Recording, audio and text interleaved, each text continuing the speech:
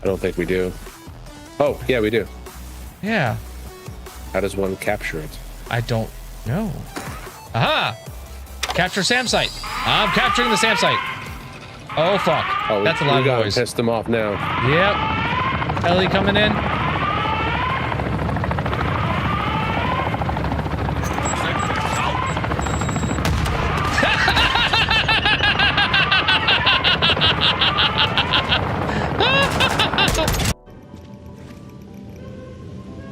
You watch, but you get points here. It makes you want to watch. See? That's right. Tripped in the factory and died. Well, see, that's how we suck you into Twitch. Is we have fun things for you to do, and it makes you watch. Such thing. An innovator till the end, my grandpappy was. I shot him in the nuts. All those riddles out like a saurian in heat. Head back to the terrace. There'll be a switch to reveal the entrance to the vault. Oh, that was a nice shot. I like that. Solving elaborate puzzles as much as you do. Yes. Yes, I do suppose the heart of an adventurous.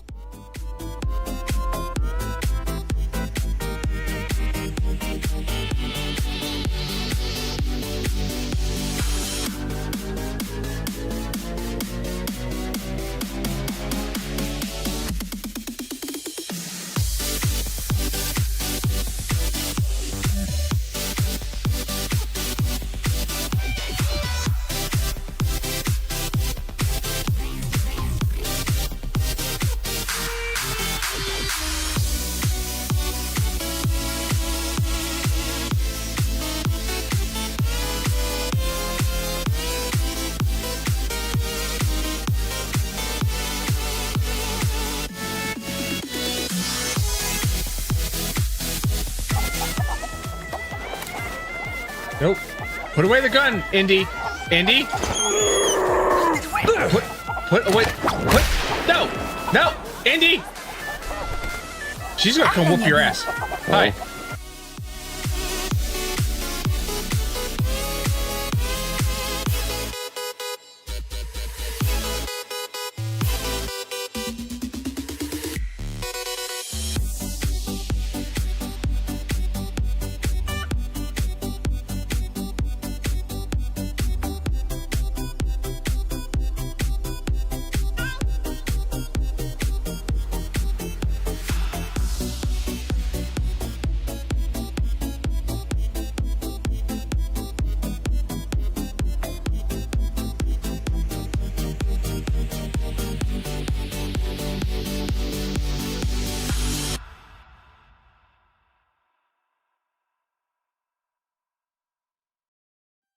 Don't point toes. Okay.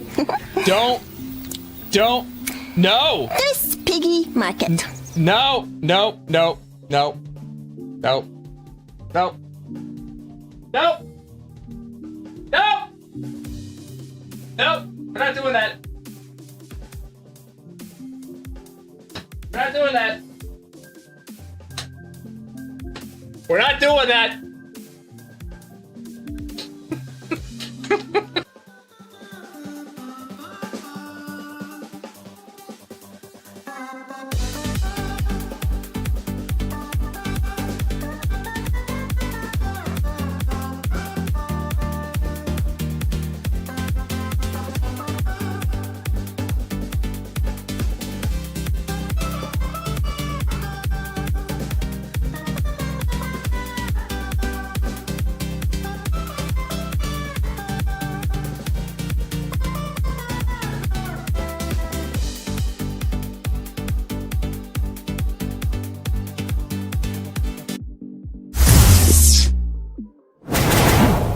Boomer with that frickin' spear tonight. Good evening, everybody. Welcome back to the stream. My name is Verbal. Thank you for stopping by, friends. I appreciate you all being here. How's everybody doing? How was your weekend?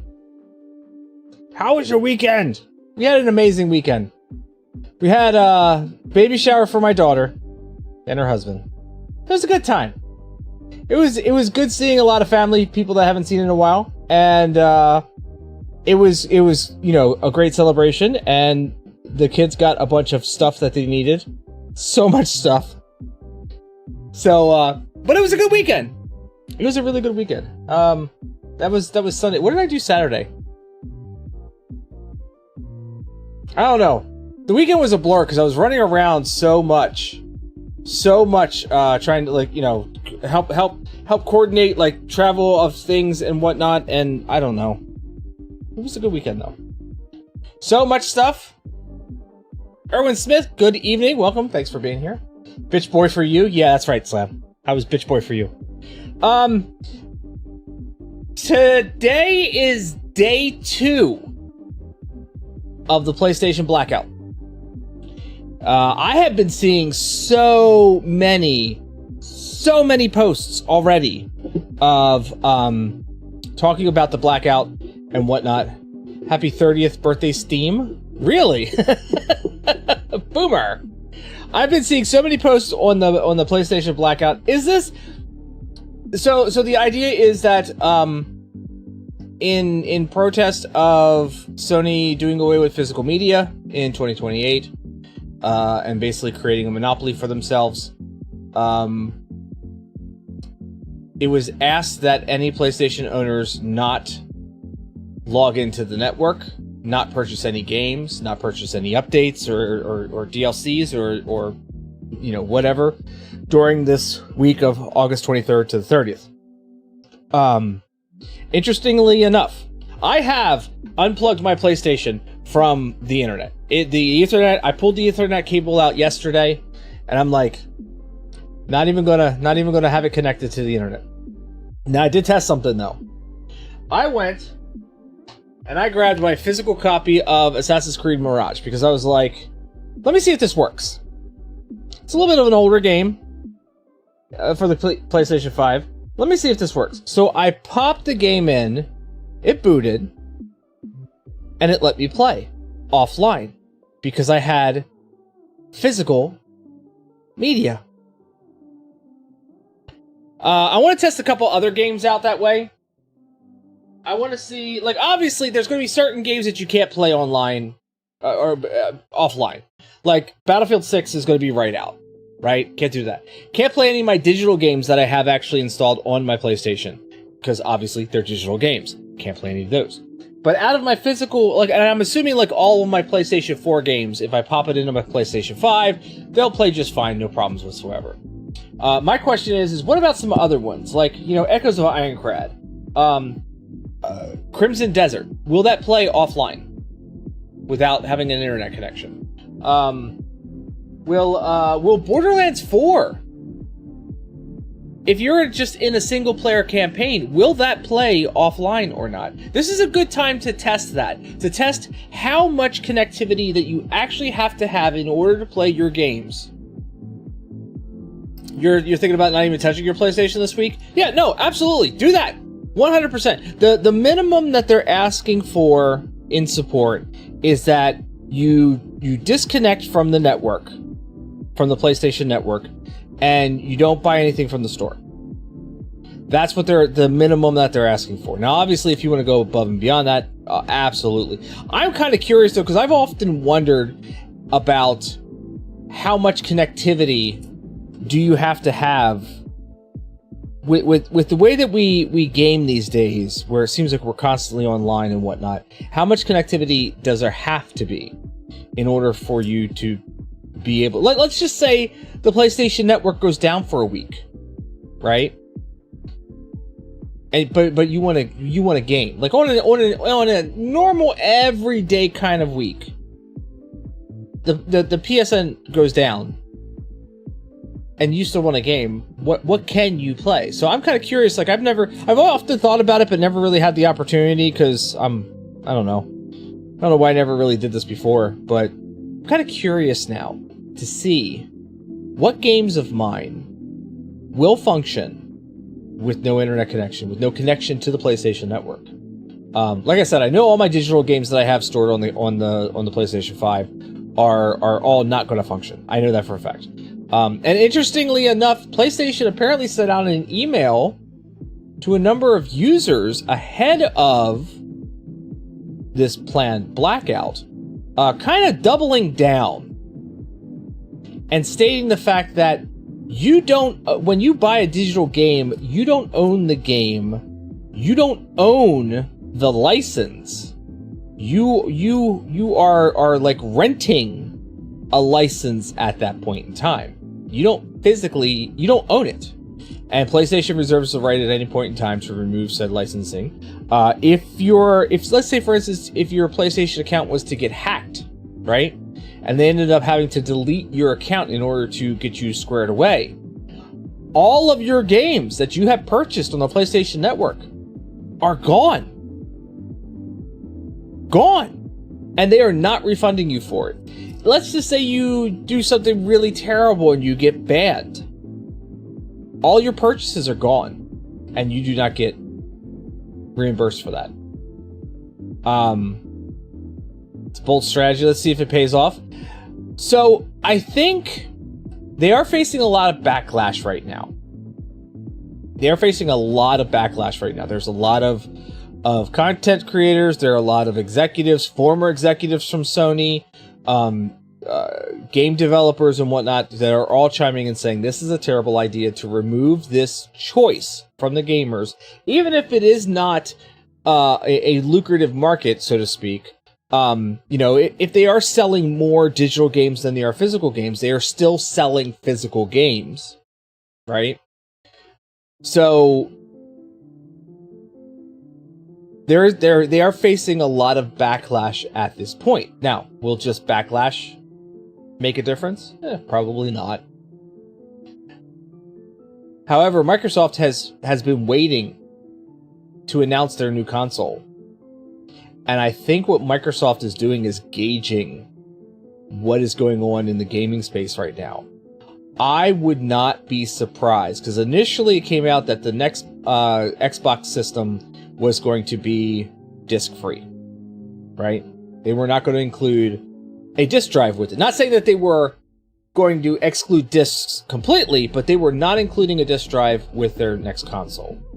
I would not be surprised if Microsoft waits a little bit and then decides to include a disc drive on their next console system and continue producing discs in direct opposition of PlayStation. Microsoft has been waiting to take the eyes off all their bad press. Yeah, you're not wrong. You're not wrong at all. So like that, if I was Xbox, if I was Microsoft at this point in time, that is the move that I would make. Is you've got a bunch of gamers, yeah, it might have only been like $85 million worth of physical disc sales last year, but somebody paid that cumulative 85 million for those physical discs. So it would be smart of Microsoft at this point to appeal to those gamers and try to draw more of those gamers over to their console and say, hey, look, we're not getting rid of physical media. We're keeping it in the system. Take a $20 hit on every console to corner the market. Yeah, exactly. You'll take 85 million. So will I. But to me, that would be the smart move for Microsoft. Now, if Microsoft does make that announcement, I think then Sony may reevaluate their positioning. But I think that's what it's going to take. It's going to take one of the other major competitors. I've already heard that Nintendo said that they're not doing away with their cartridges. Now would be the time for Sega to come back, you know what I mean, and release a brand new disc-based system. This is an opportune time for Sega to jump back into the market.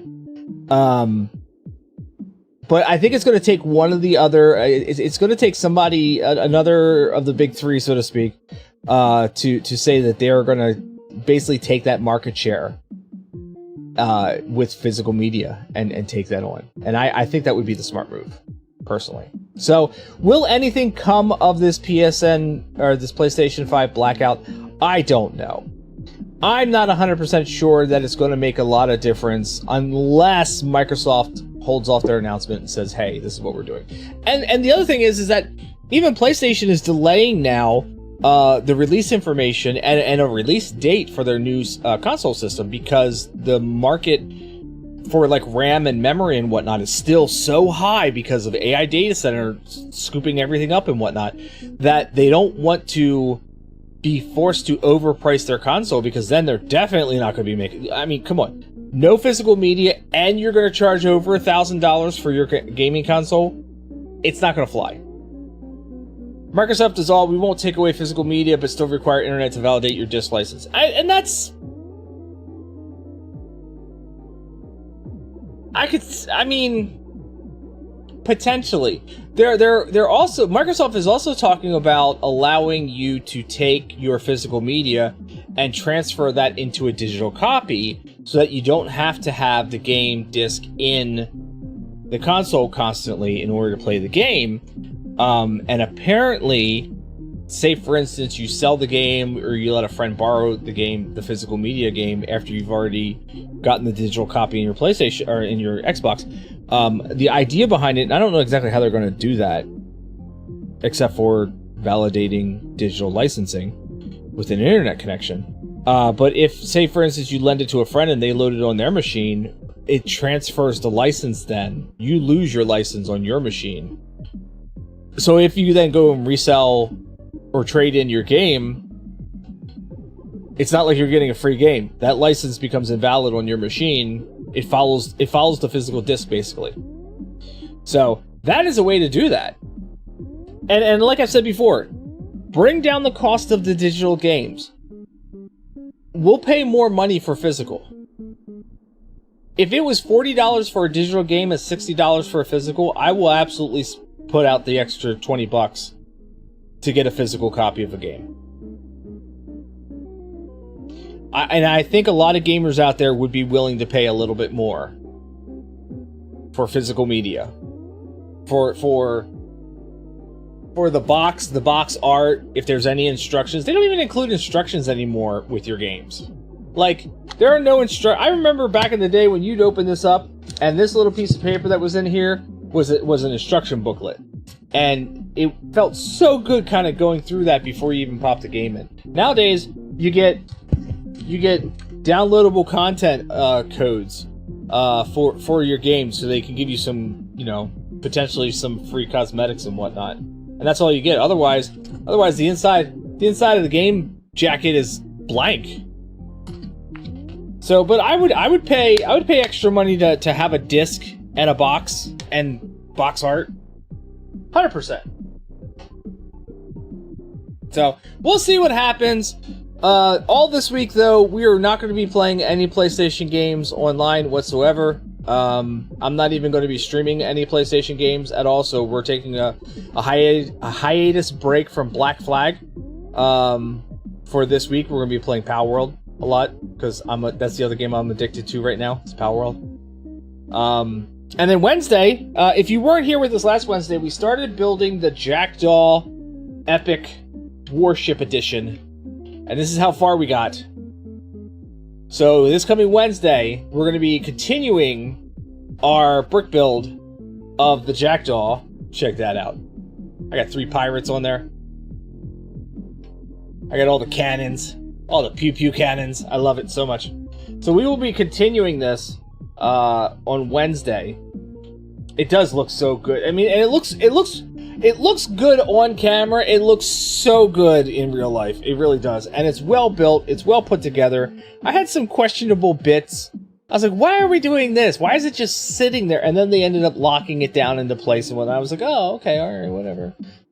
That works. So I'm excited to get this front third of the ship completed and built, and you wish they made those cannons shoot single Lego pieces. That would be cool. I also think that would be logistically a nightmare.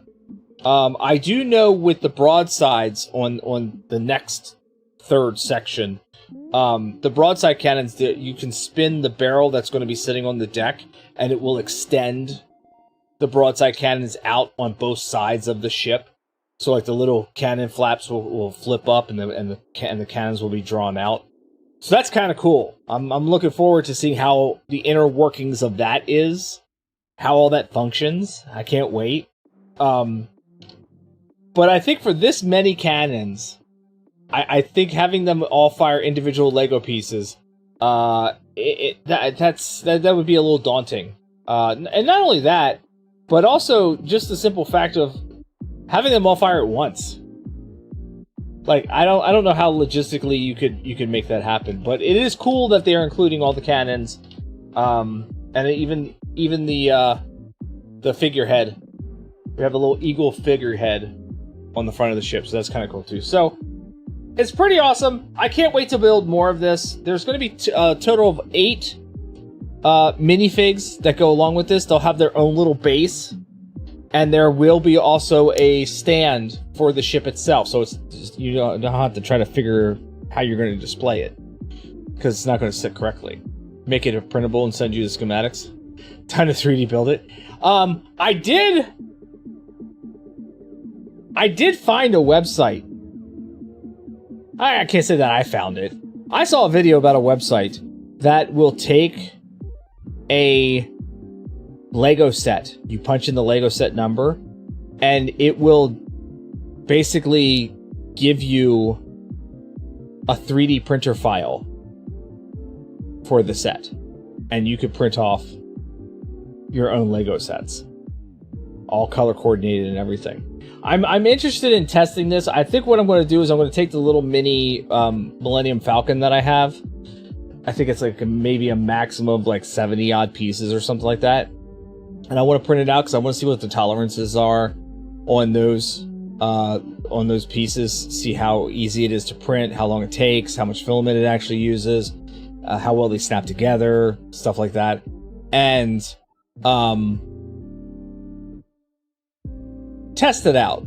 And that would be a good way to get your hands on, you know, older sets that either they no longer functionally make anymore, are no longer in the market, or cost way too much money. Like I'm thinking like the old medieval the old medieval castle. I would love to put together one of those old medieval castles, or even the original spaceship from like 1980 something set, whatever. You saw someone printing a Lego Death Star at 600% scale. I saw somebody printing the Lego medieval castle at that scale too, and pretty freaking impressive. Lots of filament. Holy cow. But a Lego Death Star at 600 scale? I don't know about that. But yeah, that's the other thing is I could potentially upscale some of, you know, a Lego build or whatever and make it like, you know, much bigger than what it actually is. Instead of a little tiny Millennium Falcon, you know, that's like this big, I could take that same set with those same pieces and blow it up to like this big. That would be cool. But anyway, that's something for another day.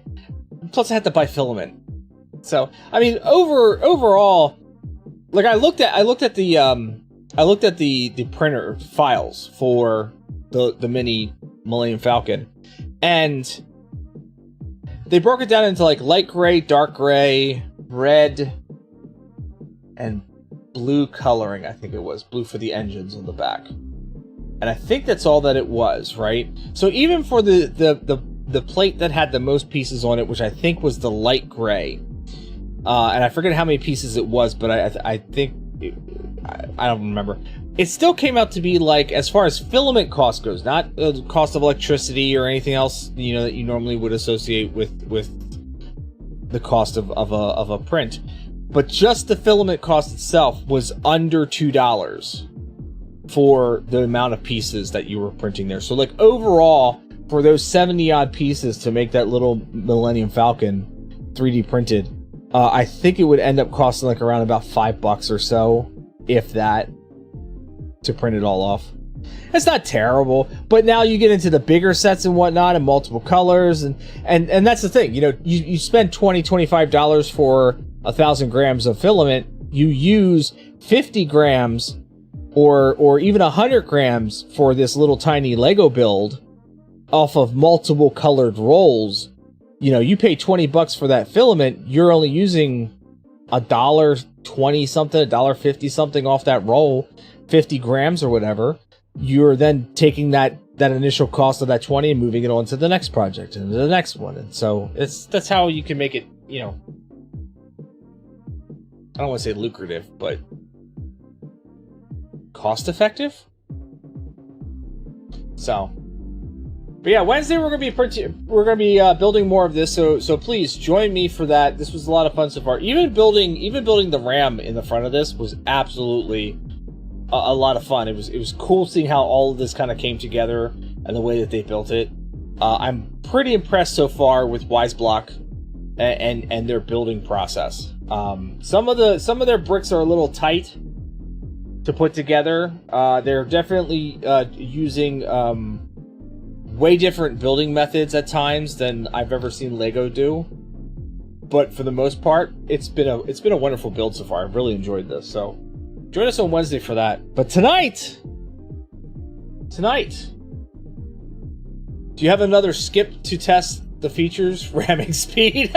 No, I don't have a sloop or anything else like that. It's cheaper than WeGo. WeGo?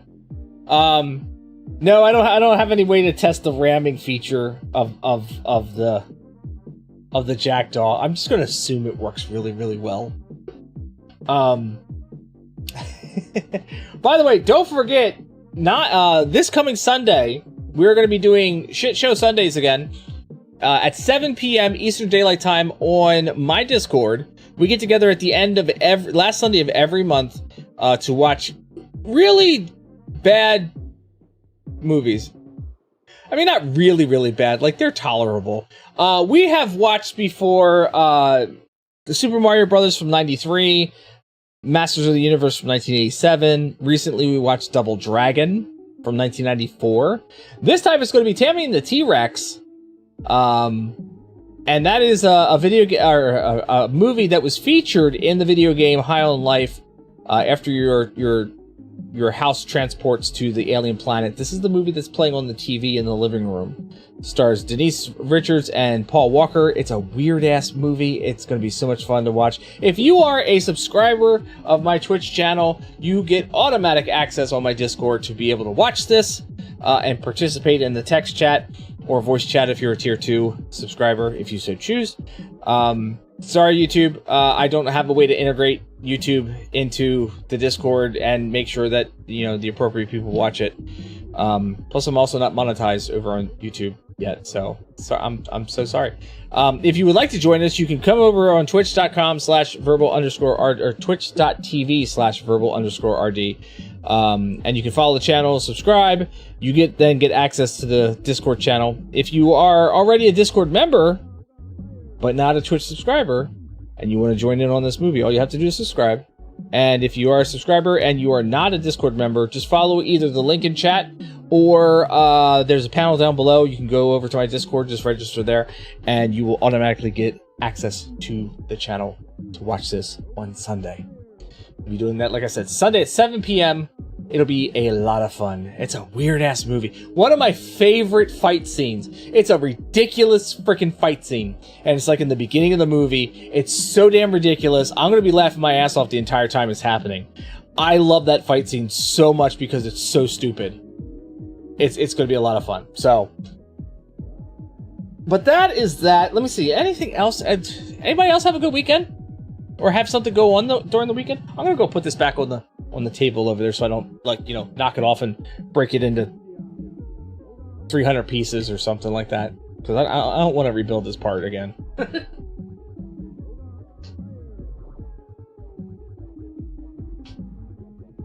So anybody have anything, any other? You had a tiring weekend. I know you did, kiddo.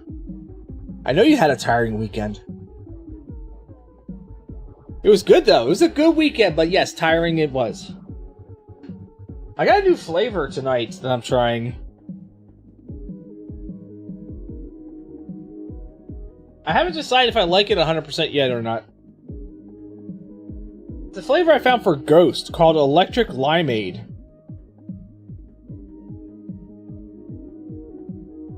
It's interesting. I can't quite tell you exactly what it tastes like, but I mean, it tastes like limeade if you know what limeade is. But it's got a weird. It's weird. I don't know. We'll find out by the end of the night if I like it or not. Came home from the maternity shoot, worked on her room, and then probably fell the fuck asleep. Does it taste green? Yeah. Yeah, but it doesn't taste green like purple tastes purple. There's the difference. But it does have like a green taste to it. It's really weird. And your ankles were so swollen. Oh. Well, it was a good day though, wasn't it? It was good times. All right.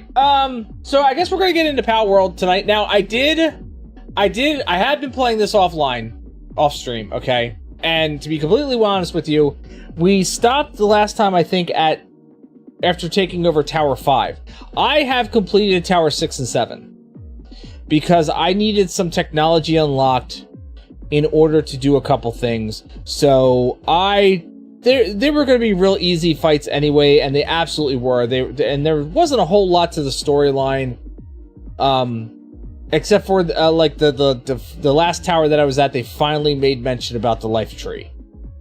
So you do like the purple taste. I'm going to have to acquire packs of the purple to have nostalgia. Get the sugar-free purple. It's much better for you. You've been introduced to Crown Royal Blackberry mixed with homemade lemonade. Super delicious. That sounds super delicious. Yeah, I like the sound of it. Crown Royal Blackberry mixed with homemade lemonade. Oh, yeah, that sounds very dangerous. Oh. Huh. Because you like the blackberry one? Yeah. Doesn't Crown Royal also make like a green apple? If I'm not mistaken. I think. I've been wanting to try that one, but I can never find it. Alright, well, in any case, let's get into Palworld so that we can dive into this a little bit. And so give me a second here. Let me get up the green screen. You have a bottle of the apple? Ooh, I might have to come over. Let me get the green screen up. We're going to jump into Palworld. And I'll show you the things that I've done. I did promise Cabbage that I was going to show him the teams that I have built for specific jobs. Somebody mentioned Crown Royal. Your hair was starting to stand on end. That's a lot for you, Boomer. That's a lot. So I'll go over some of the teams that I have for some very specific uses, and then we're gonna go take on the Feybreak Tower, and that way we can officially, legitimately, enter the flying islands and start progressing through those places. Not much gets the stubble moving anymore. Yeah, I bet. So don't go anywhere. I will be right back after I can get these the green screen up. So just hang around. We'll have some fun. Don't worry.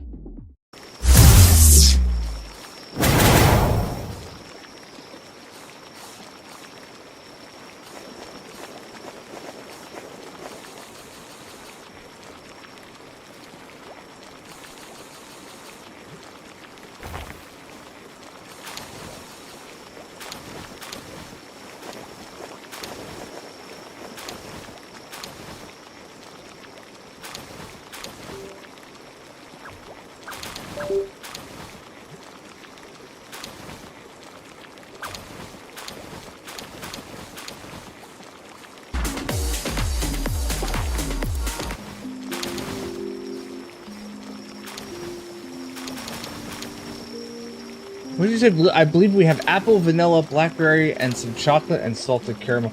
Oh my gosh! If you did the salted caramel and the apple together, ooh! Random 5-second dance party. What? Oh yeah. I was changing the music. If you did the salted caramel with the apple, that would be amazing. Okay, so here's the base. Okay. The original base. I've changed a few things. Yeah, caramel apple. So this is the new the upgraded base. I've added Cider and mix on the salted caramel. Ooh.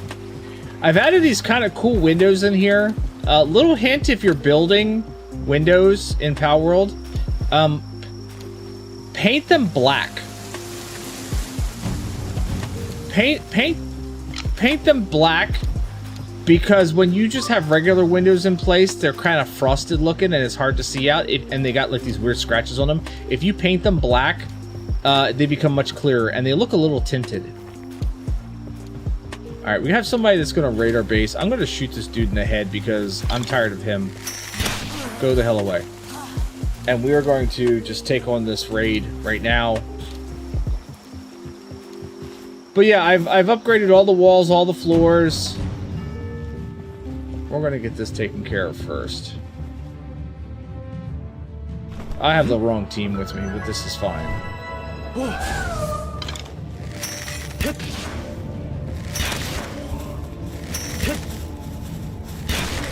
Hello, Bellinor. Do you want to like maybe shoot some people?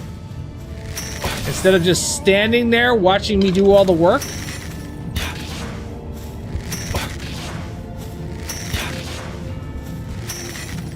Now you want some cider.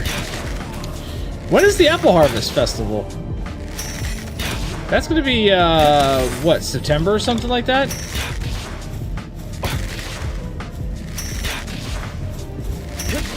October, September.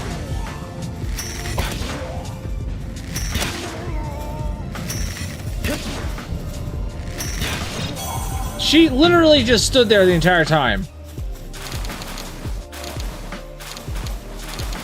Thanks, Bellinor. Appreciate you so much. I'm so glad you're on my team.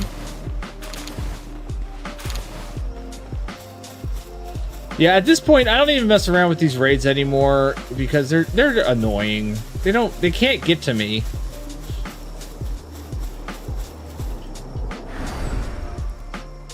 Ah, okay. So early part of October, right around about the time that you're not going to be able to attend. Got it.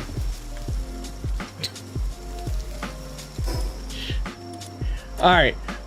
So some upgrades. I did get the Terra Prisma legendary weapon.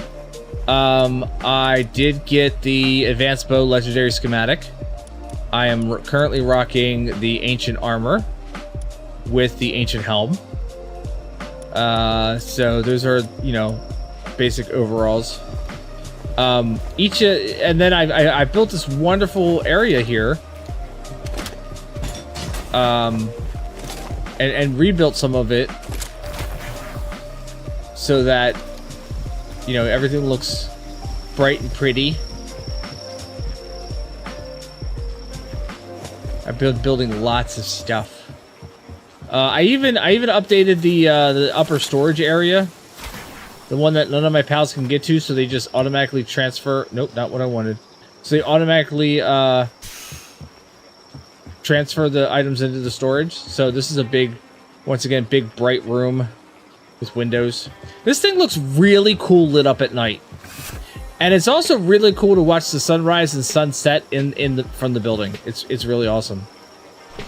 Oh, I just remembered I had one of these running, so let's get the rewards from that.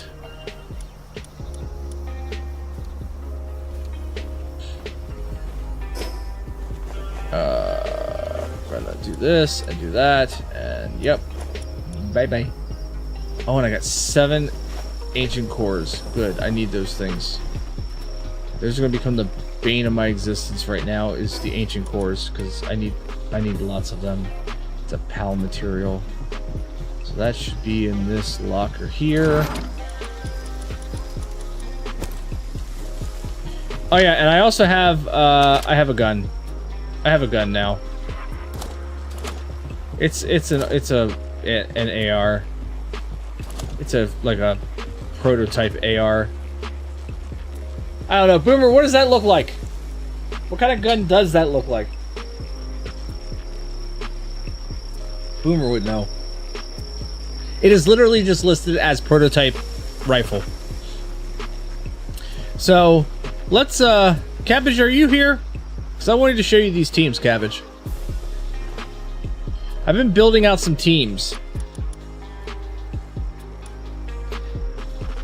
Boomer would know. Okay. So I've got just a standard team that just a generic team. Then I've got my breeding team. Okay. My breeding team consists of Bronze Cherry Aqua, Bronze Cherry, fully condensed.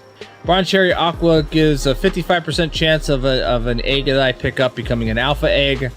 Bronze Cherry gives a 45% chance of the same thing. You put the two of them together, you get like a 100% chance of every egg that you pick up becoming an alpha. Grintail, fully condensed, has a 75% chance of receiving an extra egg. So instead of picking up one egg, you pick up two. That's really helpful if you're trying to get a whole bunch of pals to either get better traits, or if you're looking to put them through the grinder to get materials from them, or if you're looking to condense them into a 4-star, and you need lots, like you need 48 pals basically to do that. Lylene is here just to basically, I don't know, she's a filler. Really, the only three I need for my breeding team are just those three right there, the Bronze Cherry Aqua, the Bronze Cherry, and the Grintail. That's all I really need. The other two are just kind of fillers. The next one I've got is the Miners. This is the team that I take out when I need to do like some ore mining and whatnot.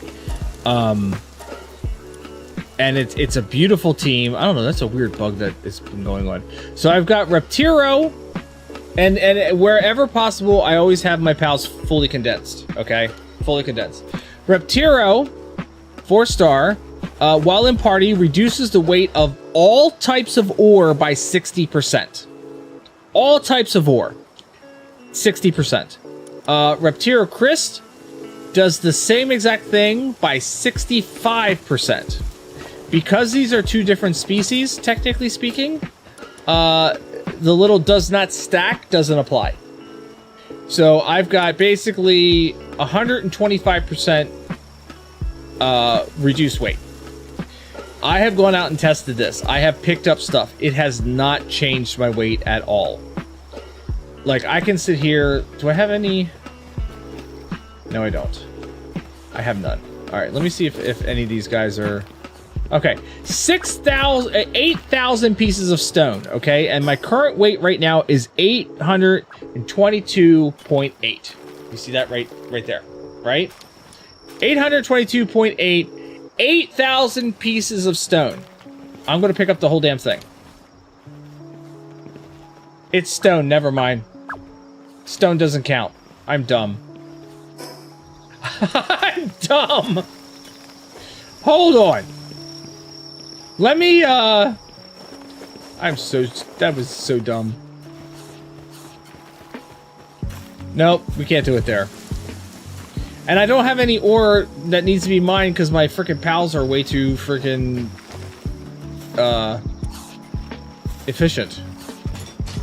Alright, we're gonna go outside. I know where we're gonna go. First off, I need to kick off some salad to be made here.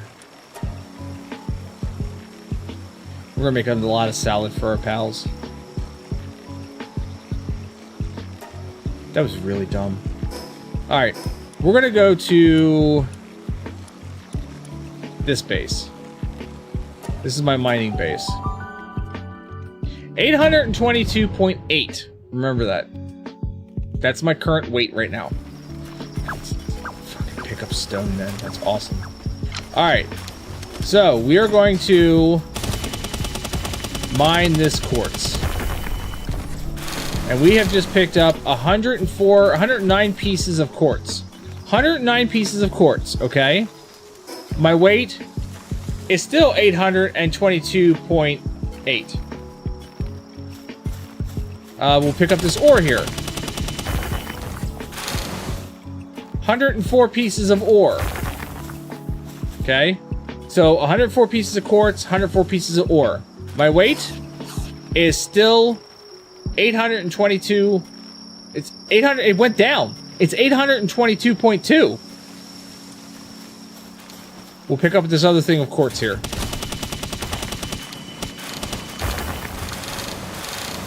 So now we picked up another 108 pieces of pure quartz. So 104 of ore, 108 of pure quartz. My weight is still 822.2. With 200 pieces of pure quartz and 104 pieces of ore. That should have added 1,000 units of weight. It should have added almost 2,000 units of weight to me. So I should have been almost over max at this point. And I'm not. Like, I can sit here and pick up this and this and that. And now I've got, you know, a couple stacks on me, and I'm still at 822.2. And I can still walk around like normal and jump and do all the things. Isn't that crazy? That is absolutely nuts. Now I need to go put this in a... Hold on. Do we have salads in here? We do not have salads in here. I need to put these salads in here. Stop eating the tomatoes. Eat the salad instead.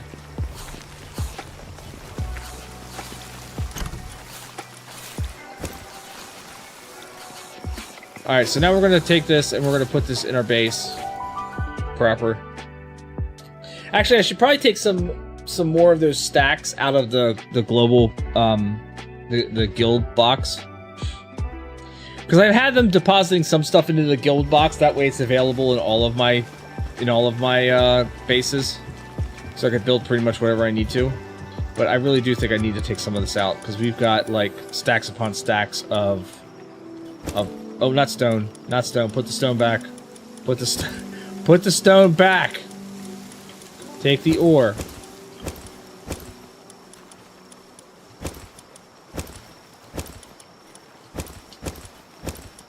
I'll take care of the stone here in a bit, but...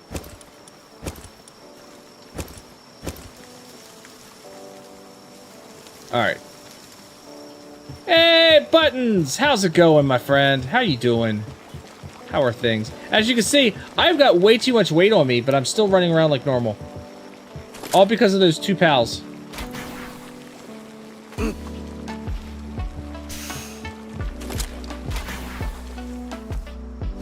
All because of those two pals. I know. Look at this. Look at this. There is at least 50,000 units per stack.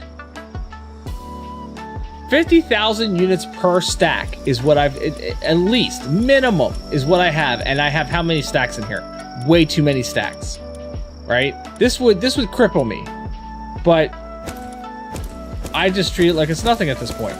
And I'm just going to throw it in all of my chest here.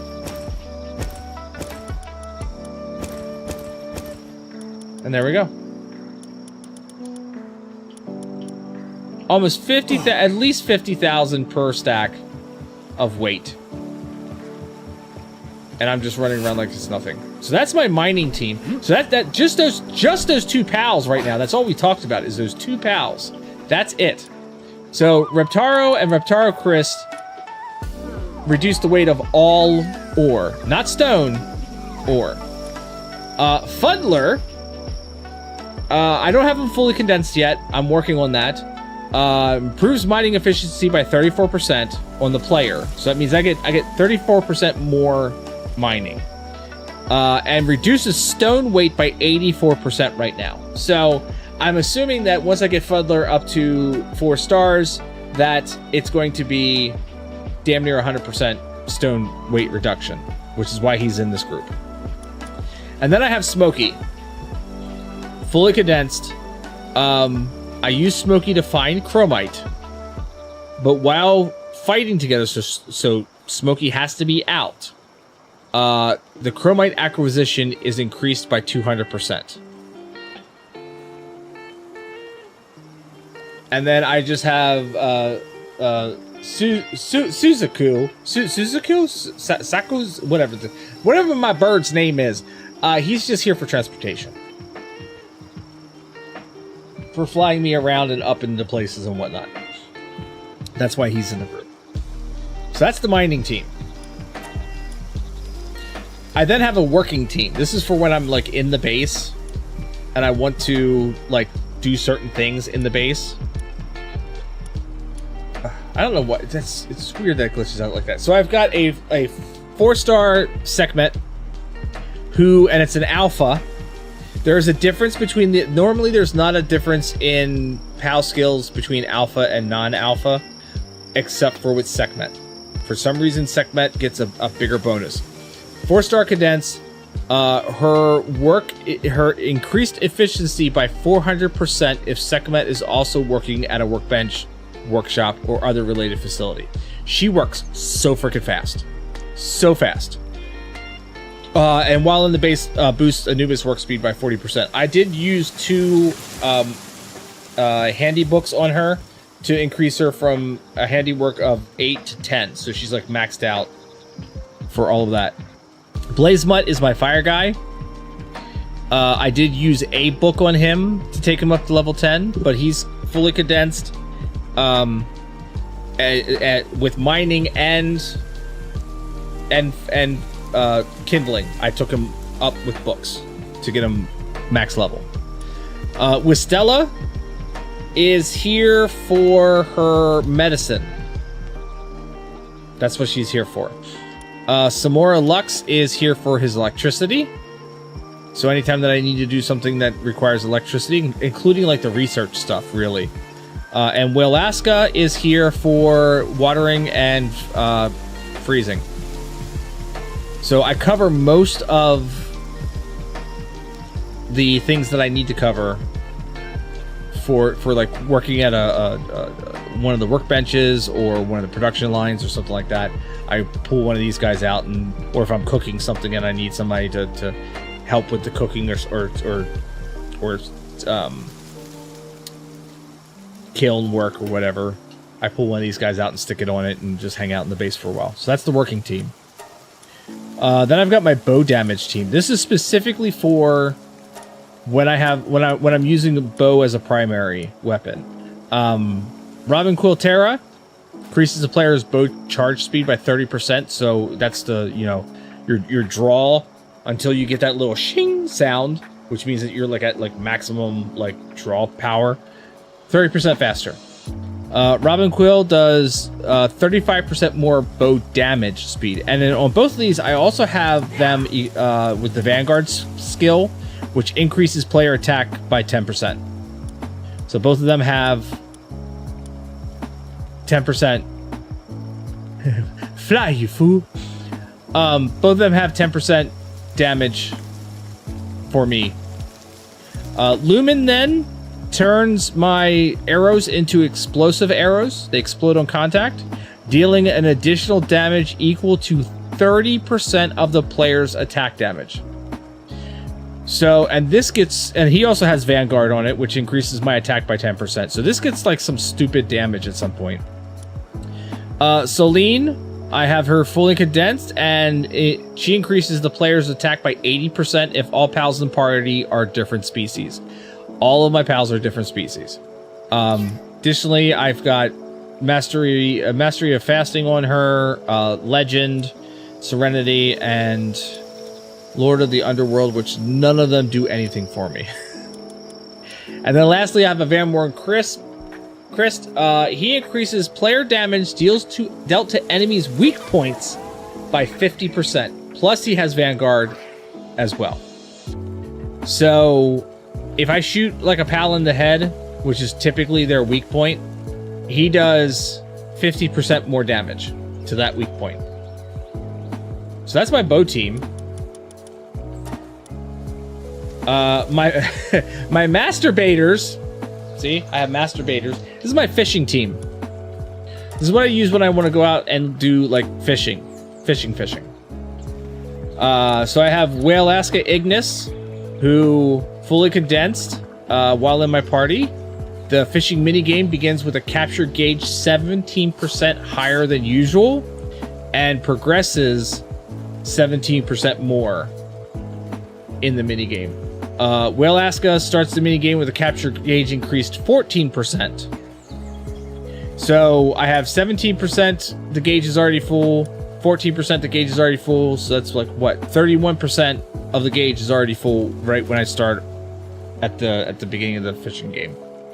Gloopy, the capture rate, the capture gauge decreases 35% more slowly when I'm not on target. So if it's a really fast moving target and whatnot and I can't keep up, she helps me not lose the fish by 35%.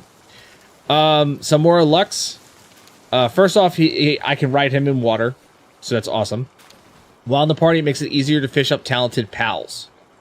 So it'll be easier to get those pals that do have those special talents and whatnot. Plus, swim speed is up by 25%.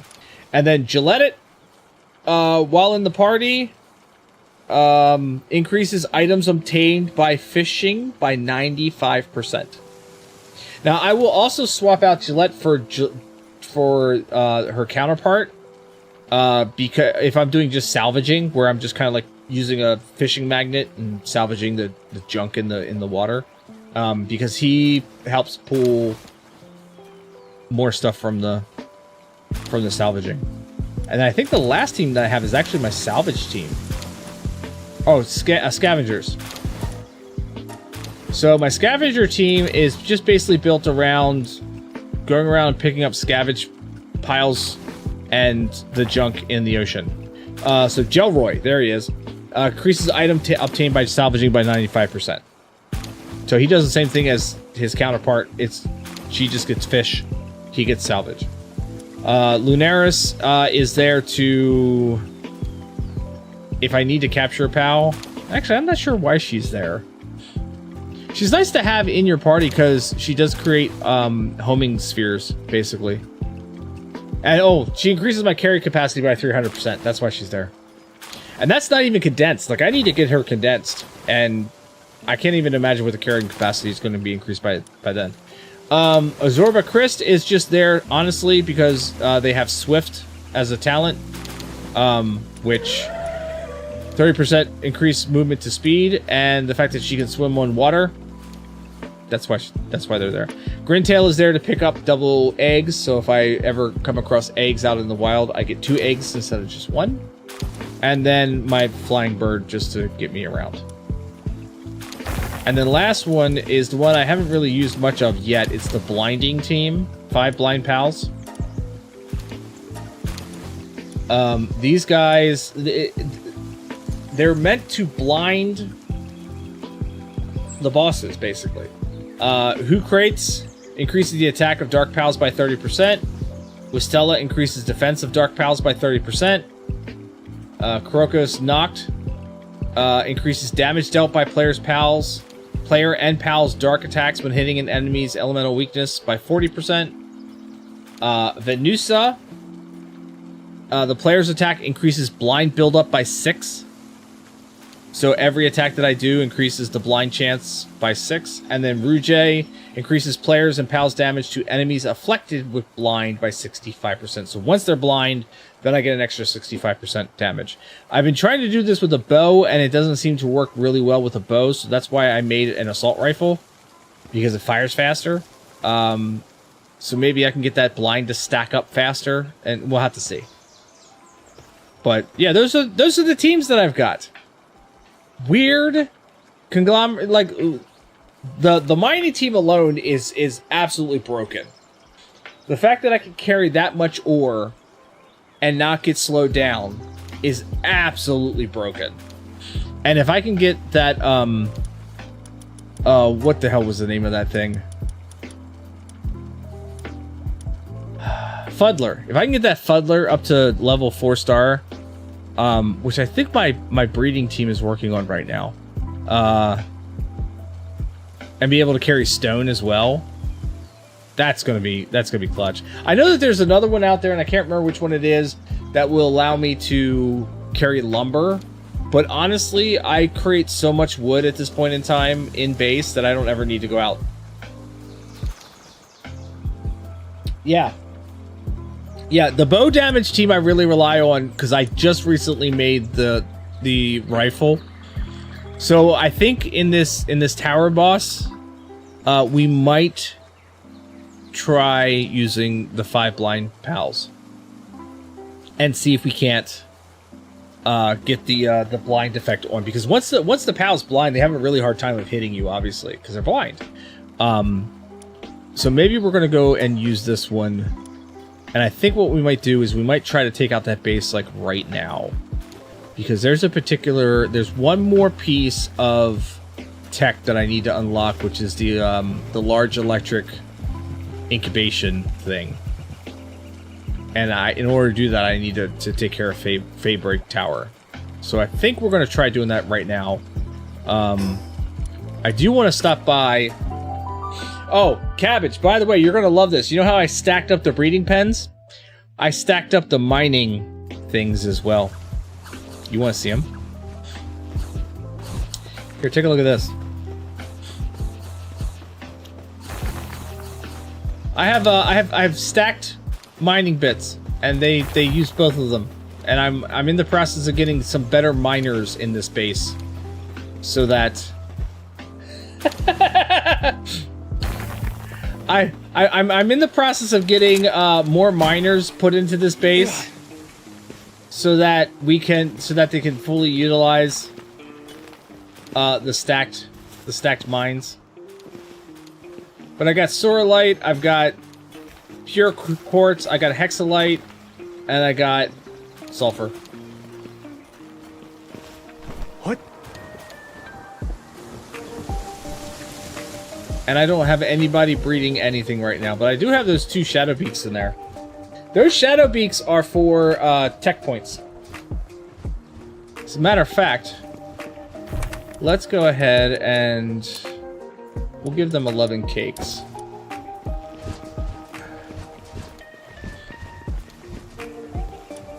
We'll give them 11 cakes.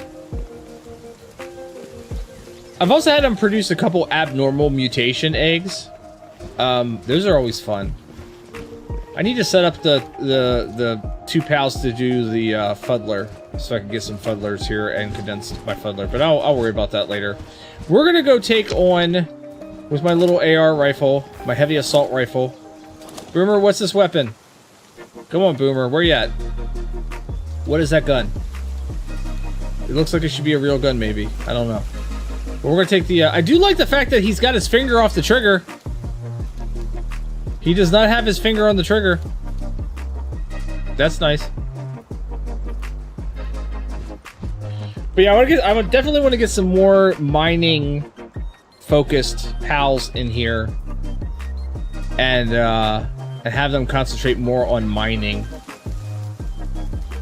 those resources. But that's not what we're here to do. We're here to come down. All right, so we're going to come down and actually follow the little quest line. So Bearer of all burdens, we need to go there. So we are going to jump into the hill entrance. I've got over 1,200 rounds of ammunition, so that should hopefully be enough. I don't know.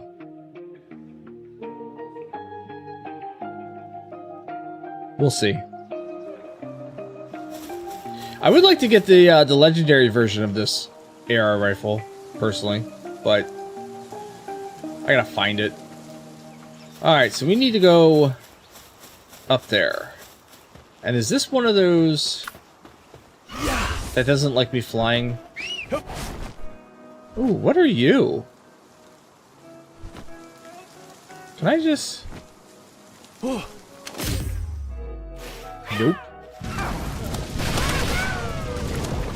Alright, well, I killed her real fast.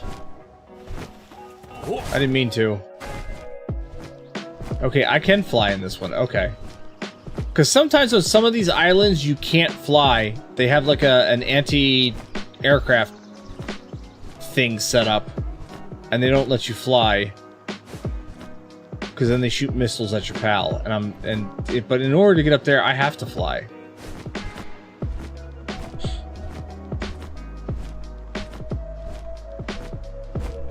So we're going to take Rouge here.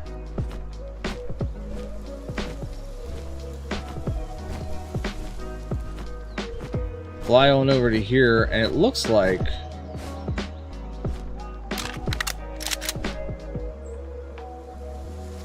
I can walk up then, or in this case, I can use my grappling hook, or not. All right, fine. I'll walk up. Be that way. Whatever.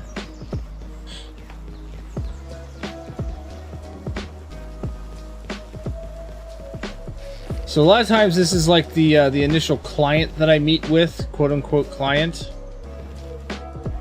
And then they tell me where to go. So we're actually following like the quest line and what have you. So that's what we're gonna do here. We're gonna meet up with the client and talk to them about what do you have in there? Oh, there's another pal in there. There are 2 pals. Okay, cool. Hey, sir. You're a pal tamer, aren't you? I'm here doing research about the Calamity. I was personally appointed by Lord Bajorn himself. You know about the Calamity, right? It's an odd fairy tale told here on the Palpagos Islands about the great disaster that destroyed the super advanced civilization that once thrived on these lands. My God, put a comma somewhere in that sentence. Or that's the general understanding of what happened. Anyhow, I'm confident that the Calamity really did happen, but that wasn't a natural disaster. More likely brought on by the will of some kind of mighty being. And Lord Bajorn predicts the same calamity revisiting us. I've heard the best measure against such existential threats is to first understand the source of that threat. So what do you think? Have I piqued your interest? Enough to want to help me with my research, possibly? I regularly report to the tower with my findings, but something has seemed off with Lord Bajorn in my recent visits. His foot wouldn't stop tapping impatiently while I read him my reports. He must be losing patience with my lack of progress. You have to help me pick up the pace in my research. I'm begging you, pal tamer. Okay. Well, you have no idea how grateful I am. Well then, let's get right to it. I'd like to ask you to survey one specific area I haven't been to. I've deduced that there may be clues there that are connected to the Calamity. But unfortunately, there are a lot of dangerous pals roaming around. That's why I need help from a pal tamer like you. So where the hell am I going?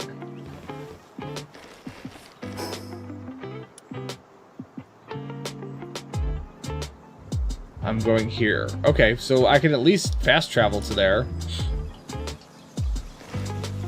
Once I get back down to... Where's it at? It's all the way over there.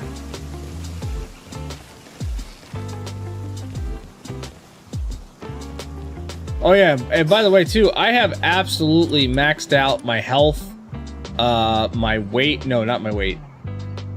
Maxed out my health,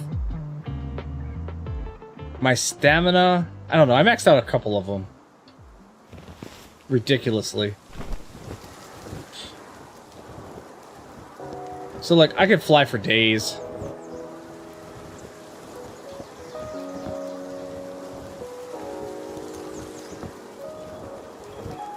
Just taking a slight glider trip. That's all.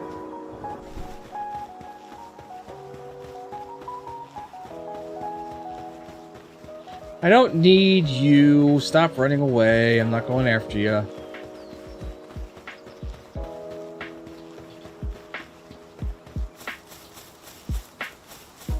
Alright, let's fast travel down to there.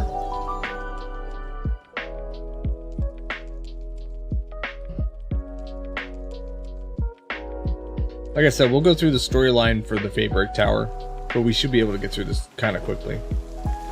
Alright, so it's up there. Yeah. Yep. I don't know if it's on this side of the... Yeah, I guess it is. Oh, look, there's a dark... See, this is why I need the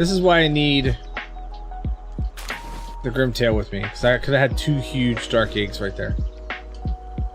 Calamity was brought on by white by a white dragon. Our ancestors were able to seal it away in that giant tree, but at the cost of far too many lives. Someday it will break free to turn this land to ash. We need strength in order to put an end to its destruction, a strength which I lack. If you think yourself worthy, then come to the tower. Alright, well that was that, so now I gotta report back to the client.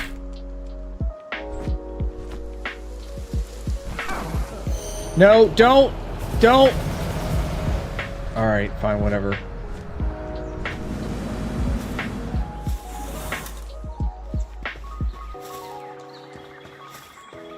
I was gonna say, it's not gonna let me fast travel again? Rude. Alright, so the client is now... yeah. Client is where they were before.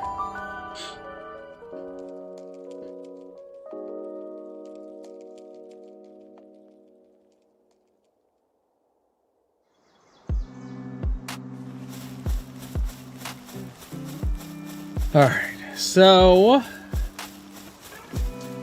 ooh, a bushy knocked. Yeah.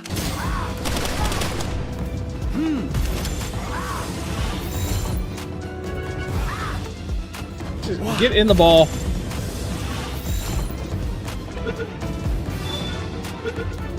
Thank you. I didn't really want to break out a pal and kill you, so...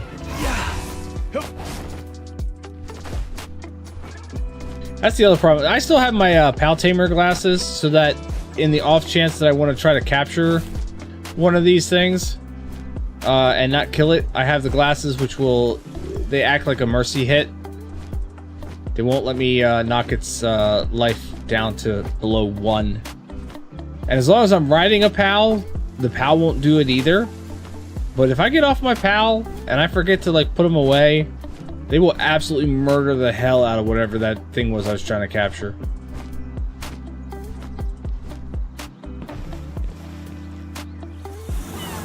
Howdy, researcher.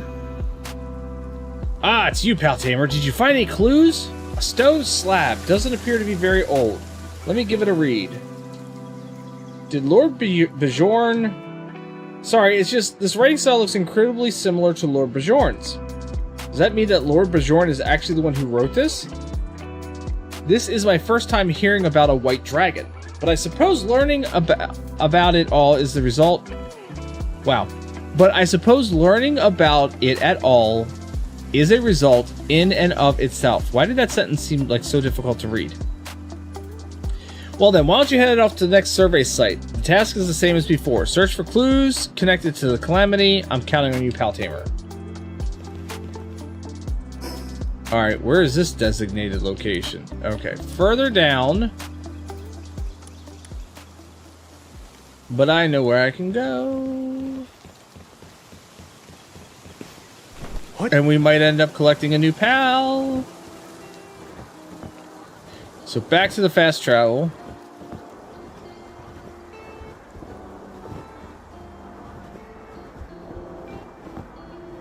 I love the little sway he's got as he's just going. His feet just dangling in the air. No cares in the world. Boop.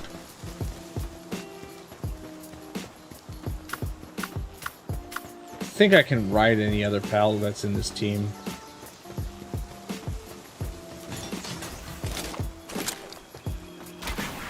Whee!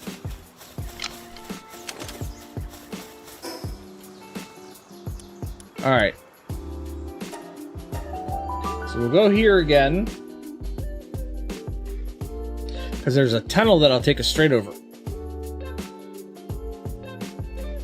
So what is everybody like? Out of those of you who are watching who play this game, what's your favorite pal? What's your go-to pal? What's the one that you rely on the most?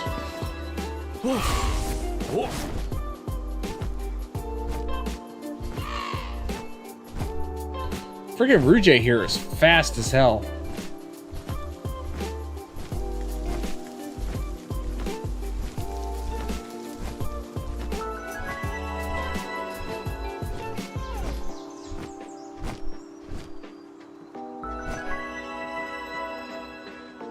I know about the calamity, but only what memories have been handed down by our ancestors.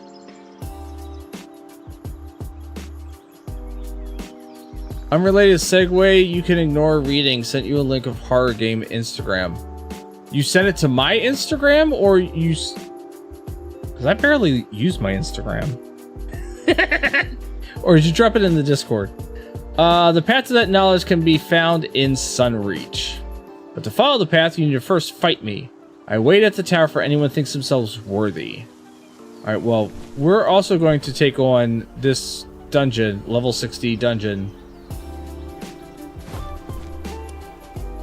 Yeah, we're going to enter the dungeon. And, gotcha. I'll have to check that. Oh, it's a Tetris Primo. Alright, one thing I do have to check. Rouge, does he have to... He just needs to be in my party. He doesn't even need to be out. Same thing with Venusa. Just in my party. Okay, so... Alright,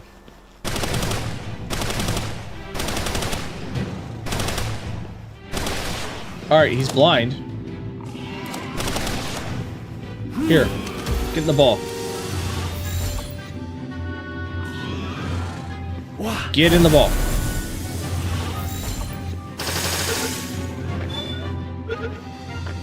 Thank you!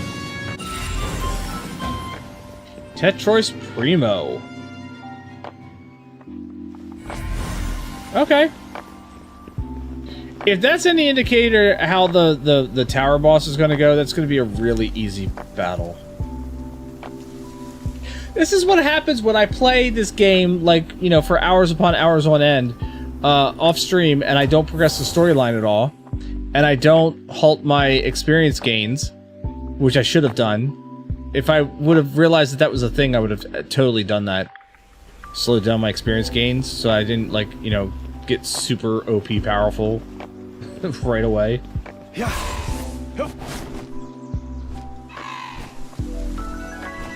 Because I gotta say, there's not many pals right now that stand up to me. Not many at all.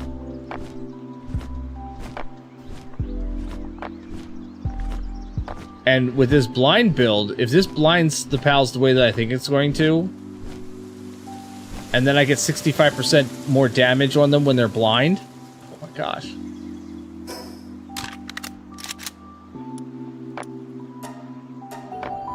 And I was trying not to use a lot of ammo. Yeah, Lupus, I'll check my Instagram then. What's the horror game? I may have already seen it. Do you know what it's called?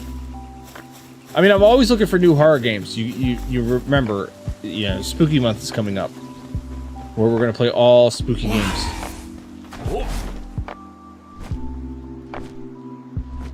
There was a new horror game that I saw recently. What the hell was it? I think I saw it on TikTok and I saved it to my TikTok, and I was like, oh, I definitely need to play this one when the time comes.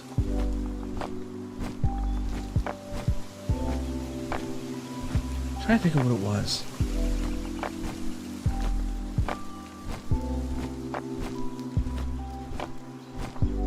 It was definitely something different. Like, I've not seen anything done like that before. I have seen the one where, oh god, what was it called? Where you're 4 explorers, it's kind of like a forest kind of situation, or Sons of the Forest, but you're like Spanish conquistadors, and each of you hallucinate differently, so you don't know. Like, the one clip that I remember seeing is, like, they opened up, the one player opens up a treasure chest, and inside is a musket, and they pick it up and they go to use the musket, and it turned out that it was a stick. A really cool stick, but it was a stick.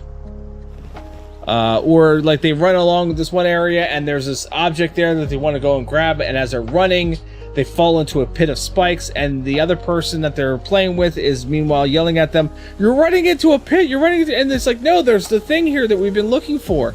So each of the players in your party hallucinate differently from each other. And I'm like, oh, that could be so trippy. Ah, if it isn't my favorite pal tamer. Any luck with your investigation? Another stone slab, huh? I'm starting to get a bad feeling about these. Let me have a look. This must be Lord Bjorn's work. At least it's not Lady Bjork. These 2 sites you surveyed for me have really turned up some groundbreaking clues in a really short span. Yeah, because it only took me a little bit to get there and back. And you couldn't have shown up at a better time, my friend, and these writings leading to the tower seem to have been intentionally placed in more dangerous areas. What I'm getting at is, it seems like Lord Bjorn is desperate to fight someone like you. Someone worthy enough to find these slabs in the first place. And here I was beginning to think that this progress was all thanks to my tireless research. This whole time he seems irritated with me. He was actually eager to fight a pal tamer like you. Just how battle crazy is that guy? A lot. Ahem. I suppose that's it then. Go ahead and make your way to the tower. I'm sure Lord Bjorn will be pleased as punch. Yeah, he will be. Oh, it's nighttime. So I've already been to the tower before. Because we have used the tower to get to Sunreach, which is the floating islands that you can't see right now. I used that very early on in the game to get some powerful items, because you could just go around and kind of collect the junk that's laying on the ground or whatever. Nope. I'm just gonna... Can I just take you? Can I take you? Here, get in the ball. It's cozy in there, trust me. Yeah, there you go. Fangalope Lux. I don't know if I have any of those yet. I know I have her. Nope, that's my first one. I have Splatterina. I could always have another. Yeah. I threw it in your face!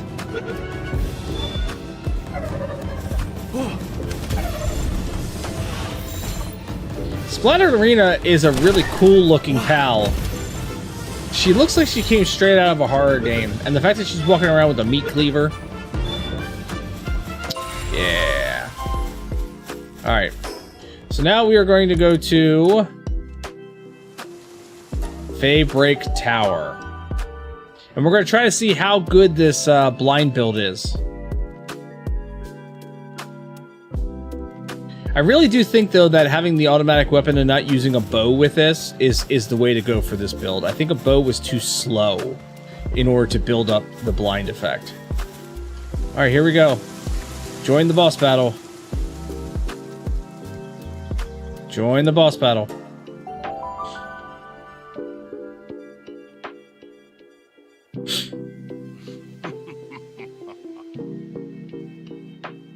Somebody laughed at me. Oh yeah, yeah, it does. It does. Yep. Oh, hello. Oh, you a big boy. You're a big boy, and that is a big pal.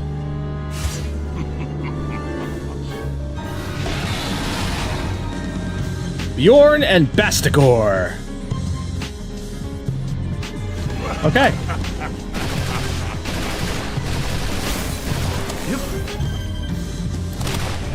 See, look, it's blind. It can't hit me. But I don't know that I'm doing enough damage. You know what I mean? I mean, I'm doing some damage.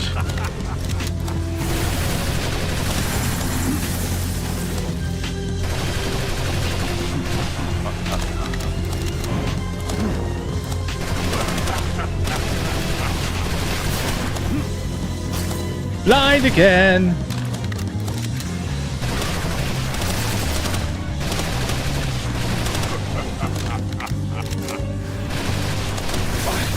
I would definitely like to have the exotic or the legendary version of the schematic of this.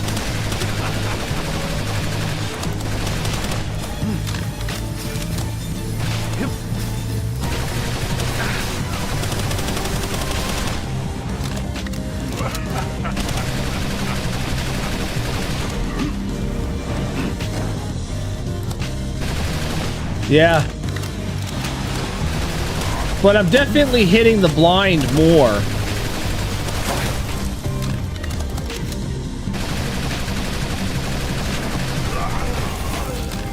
No! Boomer has not told us.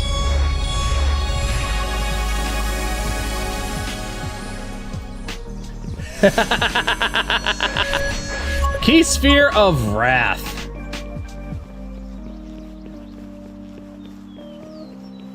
Yeah, I think we do need to talk more about Crown Royal. And then maybe Boomer will come back. Yeah, yeah. And I wasn't able to do that before with the bow. Like, the bow would not hit that blind.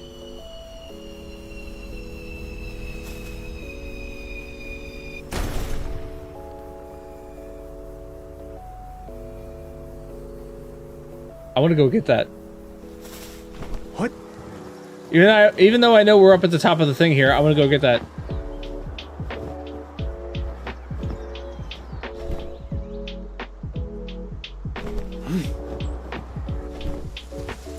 What?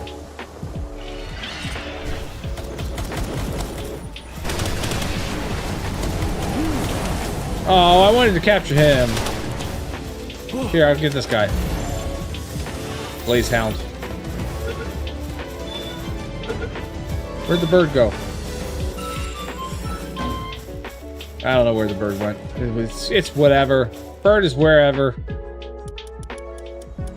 Ooh, what is that one? Hexalite Armor Schematic 1. I think I already have that, but it's fine. This is fine. This is okay. We'll fly back up to the thing. Alright, so we've already been to the Feybreak. Yeah, forget that bird.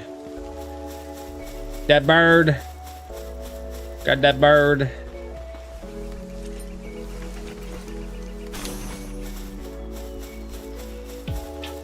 So we've already been to Feybreak, so it's not like going through that portal is going to do anything new for us. We've already been there. It's on our map. But I do need to go back and talk to that dude to finish off the quest, so to speak. So we'll fast travel once again. Lupus Moon Crest. Fast travel again. And go talk to that guy. Finish off that quest, and then I can go and unlock the frickin' technology I need to unlock in order to upgrade my base one more time at least. Wow. Yep. Here, you wanna get my ball? Yeah. Oh yeah? Look, didn't even have to hurt her.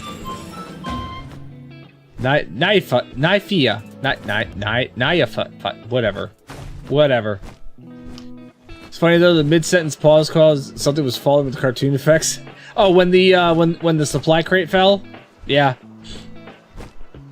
That's pretty amusing. You know what's really weird? That one TikTok video that I have of the charger, the electric charging, is continuing to get likes and views. It's almost at 7,000 views right now. It's like a slow like earner at this point in time. It's so weird.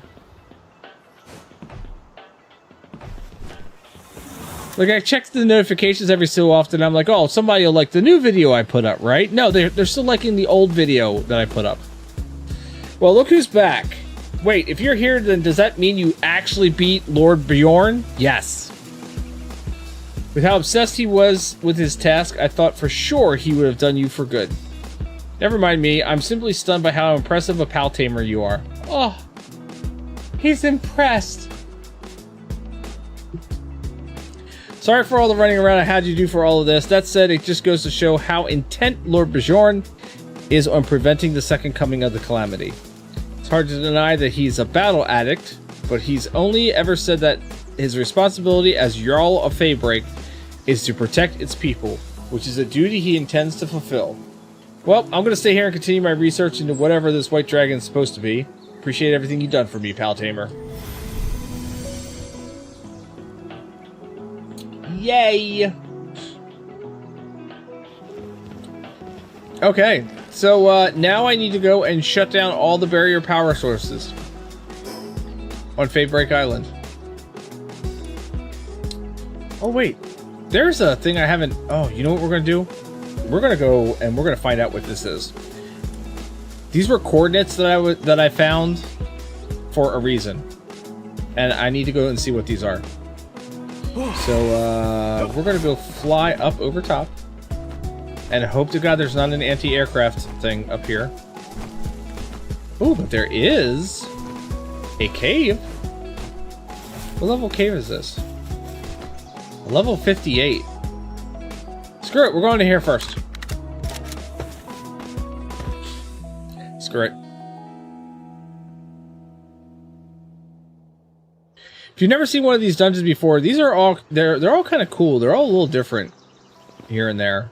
And they've got some unique rewards inside of here that you can get. Sometimes some unique pals, or at least not pals that you've run across yet. Like there's a Splatterina. As I just, you know, shoot her straight in the face. There's some smokies over there. I could take some of this hexalite, but I don't have the right team to carry it. Pick up the chest though.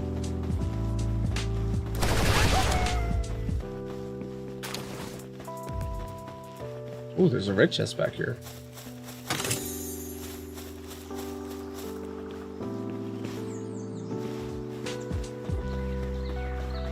I don't really need the cave mushrooms right now.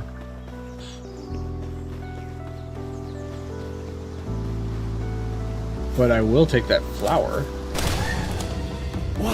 Here, get in the ball. Don't laugh at me. Get in the ball.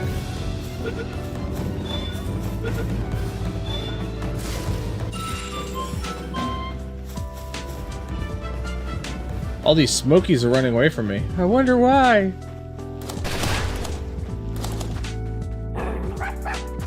Yeah. Yeah. just get in the ball. Get in. One of you get in the ball.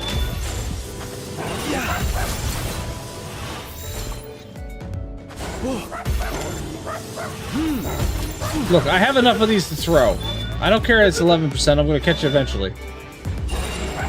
Yeah.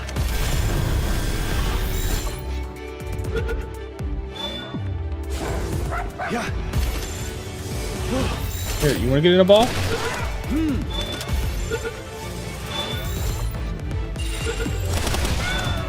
Oh, too many shots.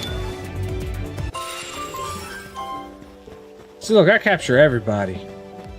I'm an equal opportunity capturer.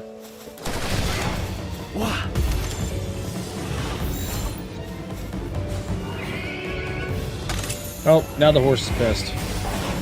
Yep, the horse is pissed.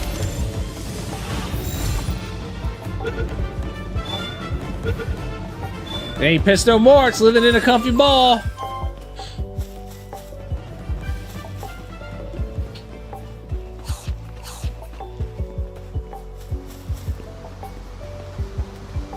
Boomer, what is this gun? Crown Royal gun. Oh, look, there's fishies in there. Okay, I want to capture this dude, so I'm putting on my Pal Tamer glasses, so I don't accidentally kill him.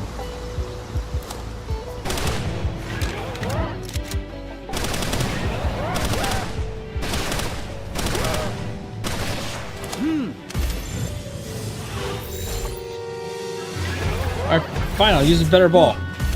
You had like, oh, that was like a nightmare mouth. You see that? Yeah. That's like a nightmare mouth.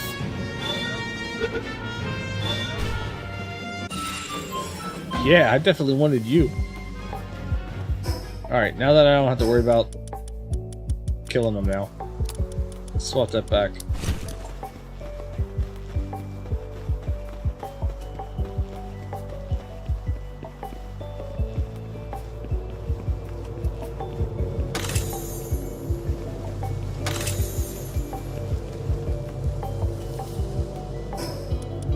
Alright, so we got futuristic technical manual. That will give us 3 technology points. We've got burden elixir, so this is raises carry capacity, so I'm at 2,800. Can I actually use this right now? Player stat maxed out on my weight capacity. Elixir cannot be used. Awesome. How about health? Player stat maxed out. Vital elixir cannot be used. Okay, so I am maxed out on stamina, weight, and health. Can't get any higher. Now, I did see in the advanced medicinal workbench that there is a potion that I can make that will refund all of my stat points. So any like elixirs that I have used to boost my stats, like I can get points back. And any other elixir. Okay, Boomer! What is this? What is this gun? They listed off as a prototype a heavy assault rifle. What is this gun? Is it a real thing?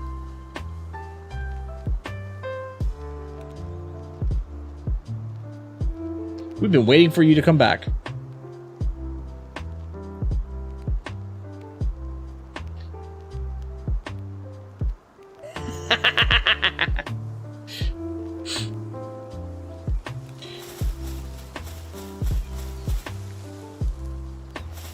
This gun is actually really good.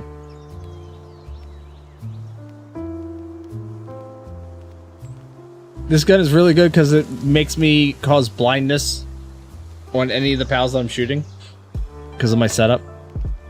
But we didn't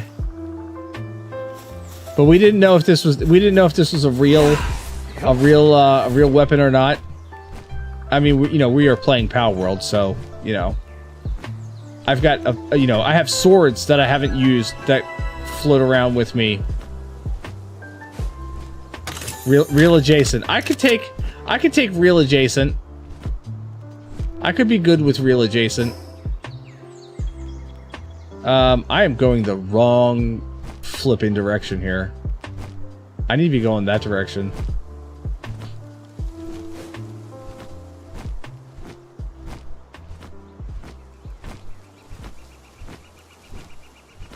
So it's real adjacent. That's good enough for me.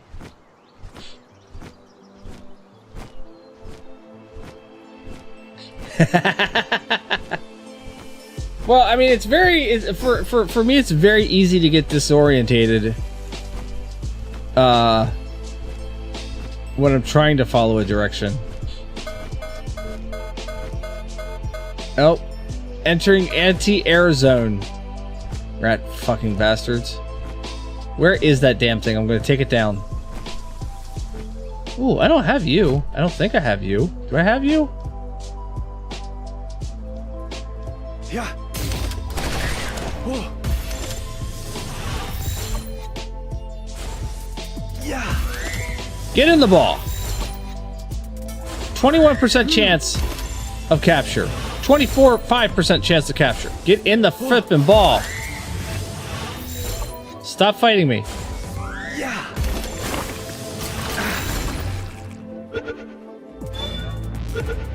See? Eventually they'll listen. Alright, if it's anti-air, then where the hell... Where is it? There it is. It's over there. Alright, how close am I to...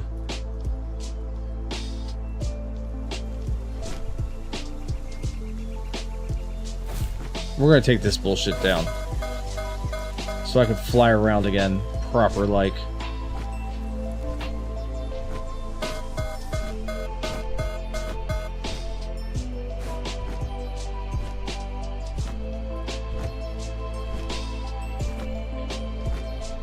This was built like on the side of a frickin' hill.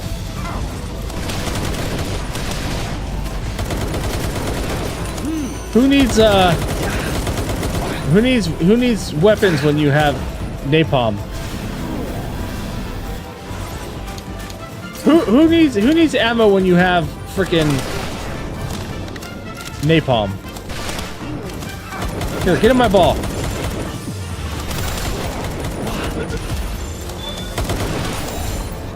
Yeah.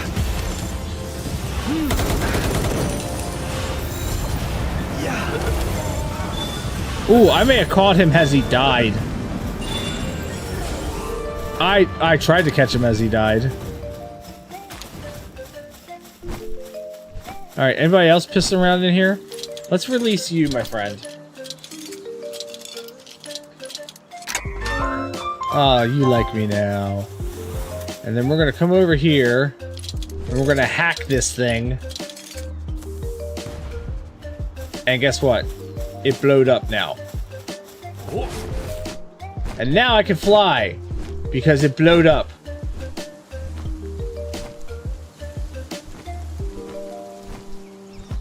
Shit.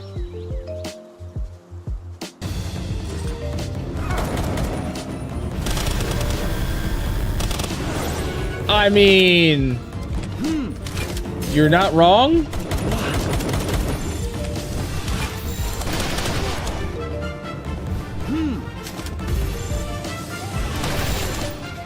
Bye. I shot him the hell off the edge. That was great. All right, let's find this. I want to find this guy first, and then we're gonna go out here and figure out what this is. But now that I took down the anti-aircraft thing, now that I took down the anti-air defenses, now I can fly around.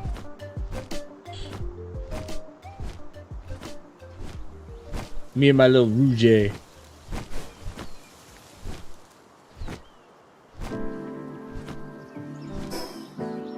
I have a feeling he's gonna be down.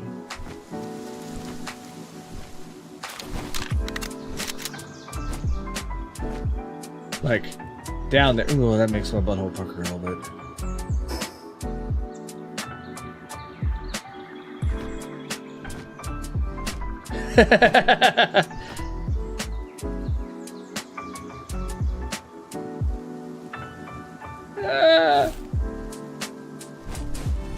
I broke that at the last second.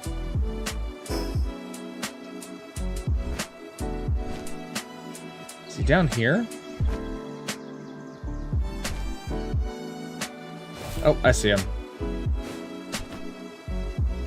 Alright, let's, we're gonna try to capture him. So I'm gonna put on my glasses that will not allow me to kill him completely. Billy! Join me, Billy. You know you want to. Yeah. Get in my ball, Billy. Yeah.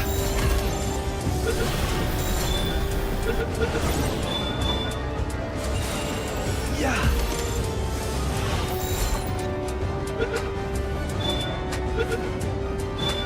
Yeah, I got Billy.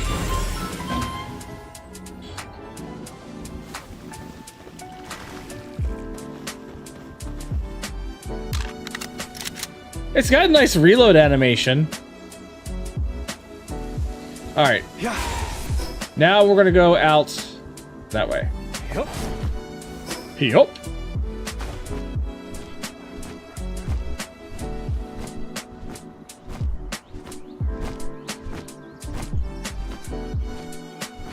Like, I think it's at least a legit reload animation. It's not like using like some weird thing like the Force or something to like magically reload its ammo. Am I going the right direction? Sort of. I'm going the right direction adjacent.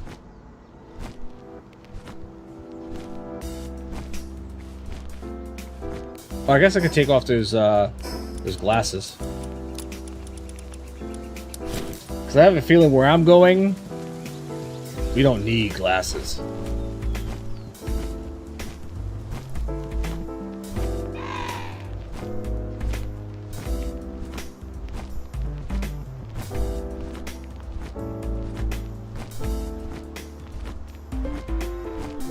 Now, last time I went out over the ocean looking for a coordinate that I found on a video or something, it ended up being a yacht. So I don't know what we're going to find here. It's going to be some kind of floating base, I have a feeling. I don't think it's that ice formation out in the distance. Or maybe it is. I don't know.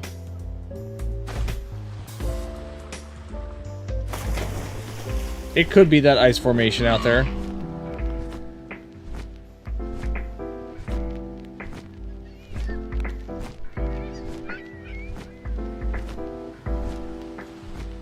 Is I hearing seagulls?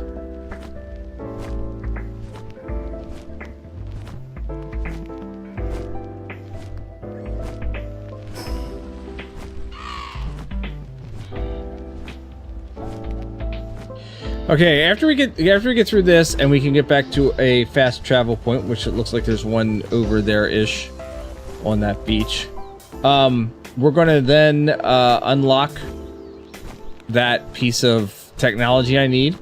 We're gonna set up the breeding base to start producing fuddlers,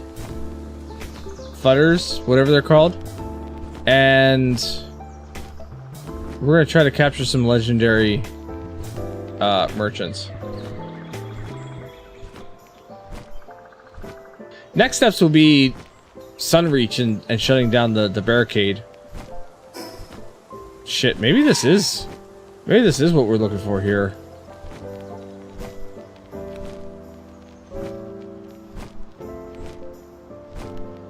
Why am I still...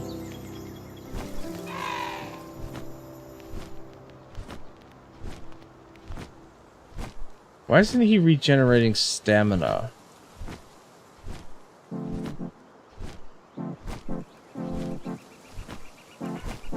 That's what I'm looking for.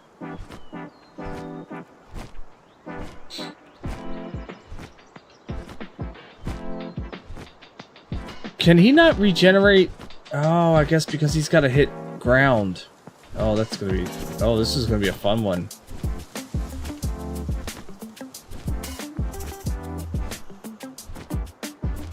Alright, can I fly up here? Just... Nope. Out of stamina. Alright. Then we do this.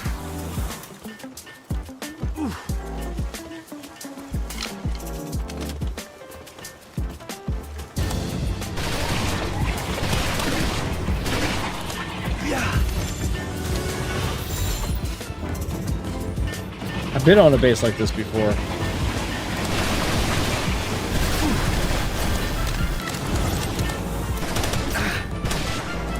Oh, it's got some decent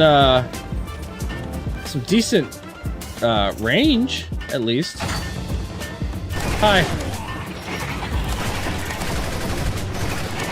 Oh, except for that kind of can't shoot through a fence apparently.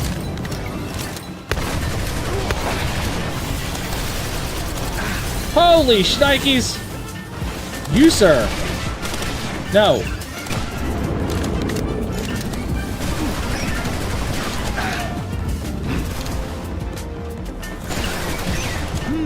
Here. Oh, alright, fine.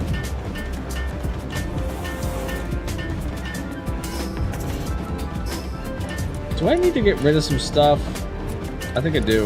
Let's get rid of the Gatling gun ammo because I don't have a Gatling gun. I'm running low on ammo. Don't need the carrot seeds. Buy potion. It's a training manual. I can use that on...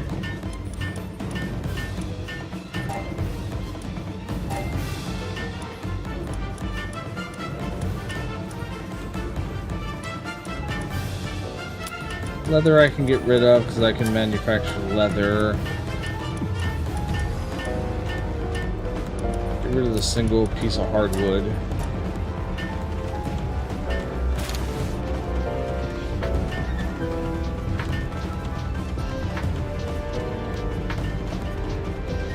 Alright, if I remember...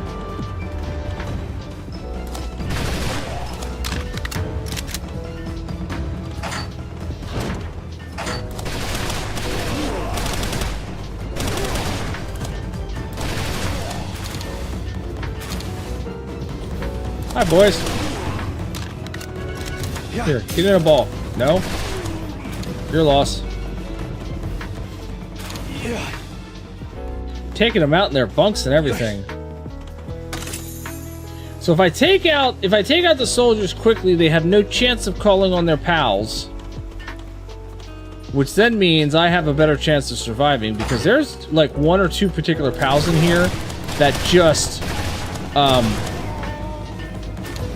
make this entire trip a nightmare.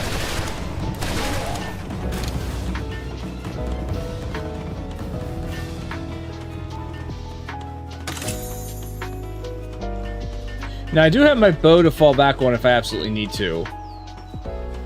It would be better if I don't, but if I need to, I can fall back on it. Oh, what a time to reload.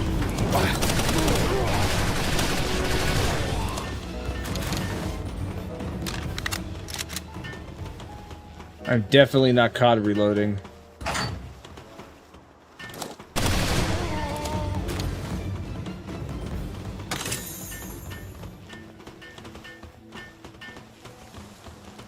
I'm gonna have to make so much more ammo when I get back. Oh god, that's one of the ones. It's one of the ones I don't want. I don't want. Reload, damn it.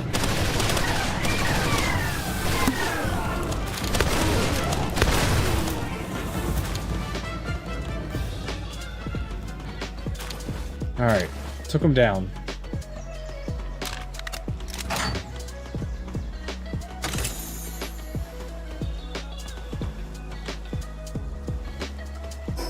Alright, now that I got a second to breathe. Let's get rid of the prototype shotgun ammo. Don't need that. Don't need the auto rifle ammo. That's not for this weapon. Keep the horn.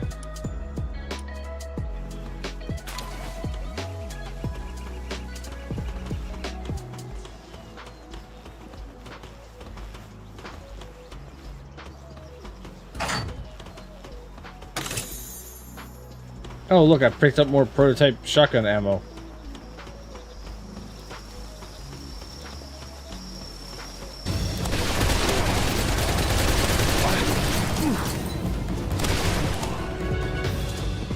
Who was hitting? Oh, you.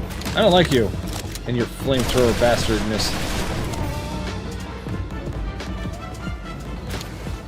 There's a gloopy. We'll release you.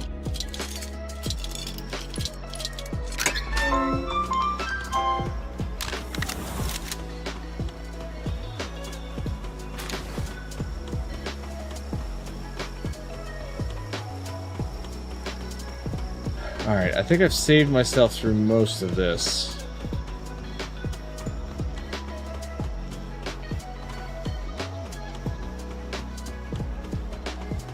Come down here. We're invading a base right now. Having fun with that. I took down the other tower.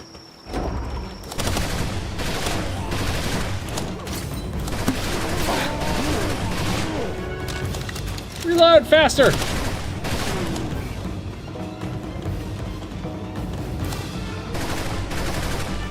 Oh, really? You're stuck behind the thing? There. Yeah, we took down the base, or we took down the tower, so that was good. Now we're taking on a base right now. And then I was going to unlock the other piece of technology that I need to unlock here shortly, and then do a little breeding.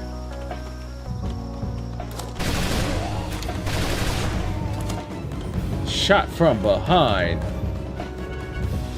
Yeah. Alright, I think I have taken out... Oh no, this is not the way I wanted to go. I wanted to go the other way. Oh.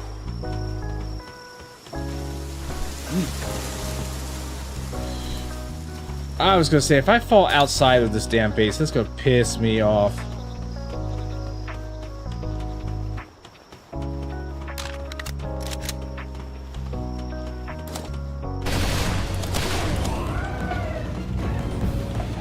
Nope, I don't like you.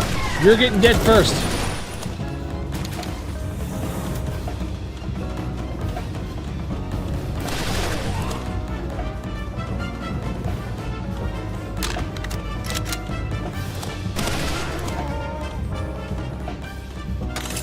Having the guns is kind of nice. As far as a different kind of weapon. I mean, don't get me wrong, I still like the bow and arrow. It's good.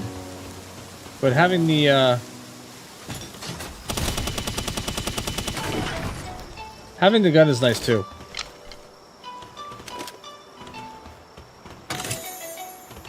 Alright, and ooh. Did I not pick up the other one of those? Alright, we're gonna get rid of...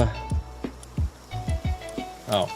Combat SMG ammo. I don't need that.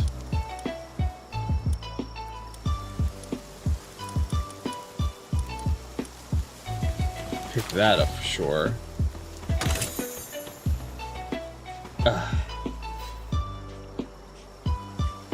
I want that treasure map for sure. I can use the treasure map right away. So let's get rid of the electric organ. I can farm those.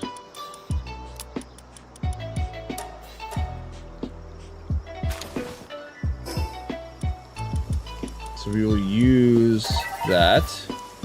And then there's a laser sword schematic 3. Training crystal, Xenolord slab fragment. Oh, I want all that stuff.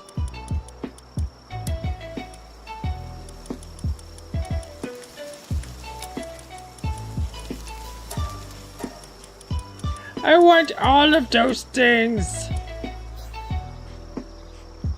I don't need the precious entrails. They're not that precious. Training crystal. I mean, get rid of the cave mushroom. Take the training crystal.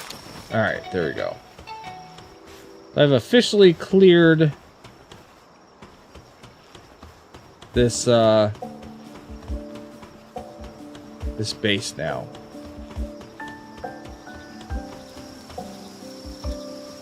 Alright, where is the nearest?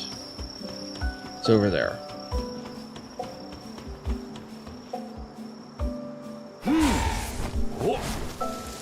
Oh, not enough stamina. Crap. Crap!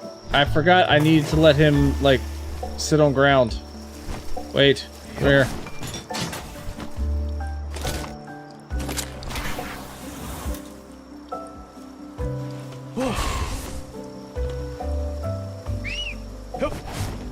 Yeah, there we go. Now he's got the stamina. Now he's got it. So we're going to travel back to our main base, drop off all of our loot, unlock the technology that we need to, see if we can't potentially capture some legendary merchants. We'll see if that's a thing we can do. There's a sparkly pal over here that I'm going to pick up. Now, I don't have my fishing team, so this fishing game is going to be a little bit more difficult than it normally would be.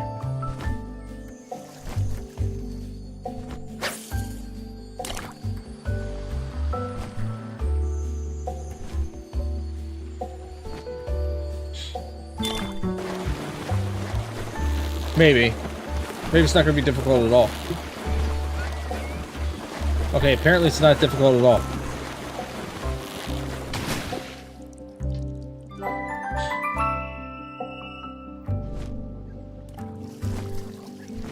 Alright. Let's get to this. I need to make up some more. I need to create more ammo for my gun.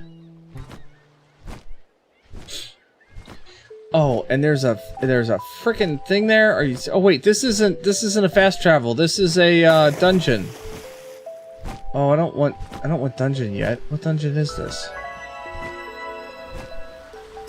Where the hell am I?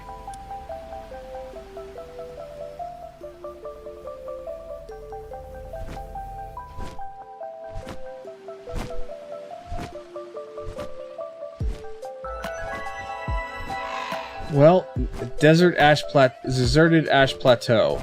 Awesome. Now I need to find a fast travel. But since we're here,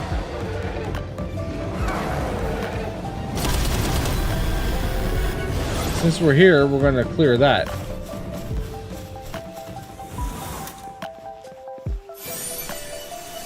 Lord of Lightning Baton schematic. Nope, I definitely need that. We are taking that.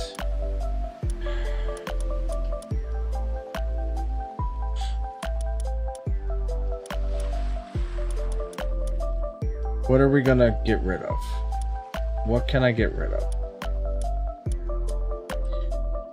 Low-grade medical supplies.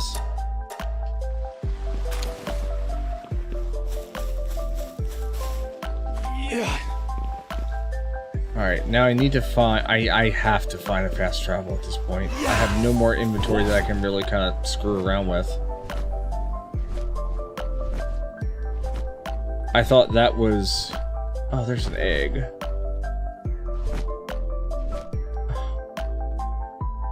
It's a large dark egg. Man. Can't take the egg. Can't take it. Can't take it.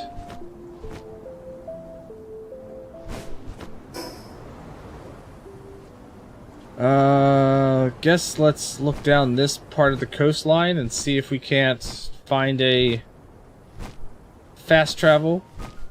I see one. Up there on that hill.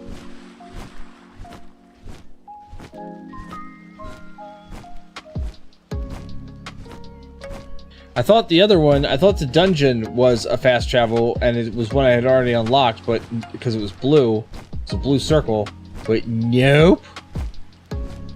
It wasn't it at all. But this one is. Oh, and there's an effigy here too, so we'll pick up the effigy first.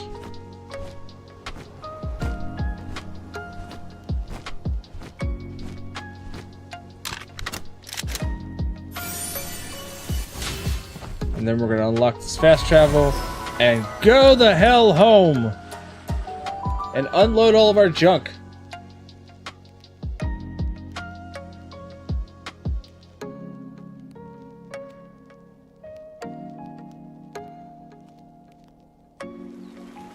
I do want to get to the life tree because I've never been there yet. Alright. Unload all of our junk. I have 2 schematics that didn't have counterparts, so we're going to put them up in our schematic storage. Which is these boxes up here.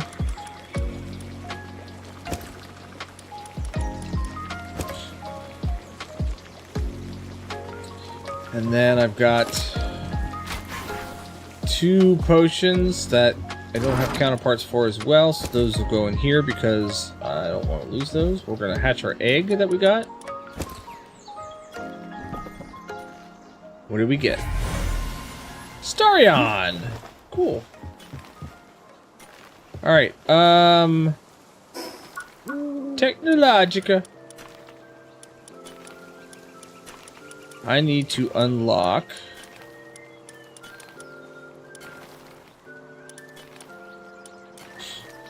large-scale electric incubator. And while we're at it, and I have the ancient points to do it, we're going to unlock the wing pack. Not that I can build that yet, but we're going to unlock it now.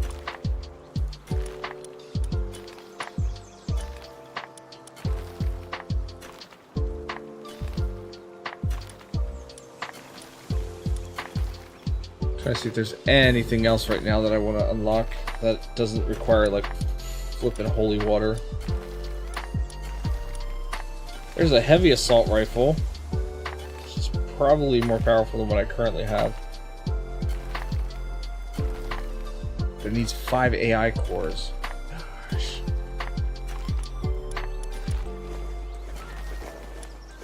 Are there any more workbenches that need to be unlocked? Because those are super important to have. I got the advanced medicine workbench. Energy shotgun.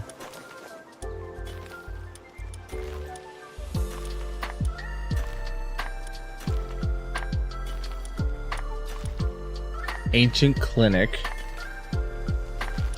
Ancient relic recycler. That should definitely be unlocked, even though I can't build it right now.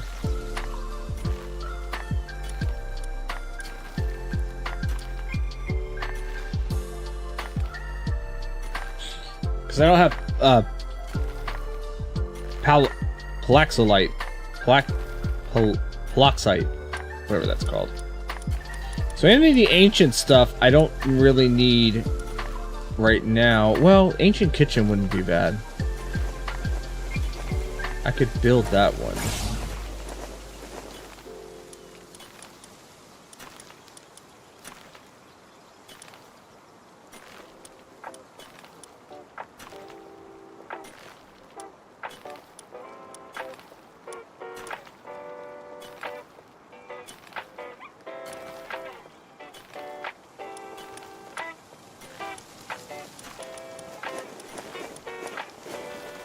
Yeah, I think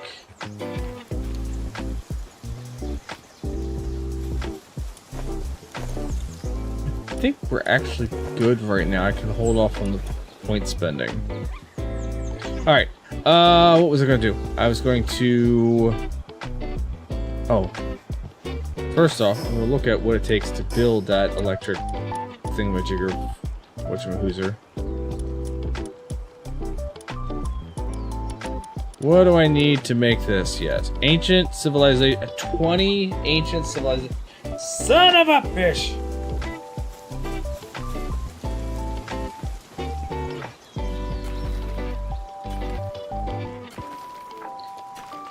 I need 13 more ancient civilization cores.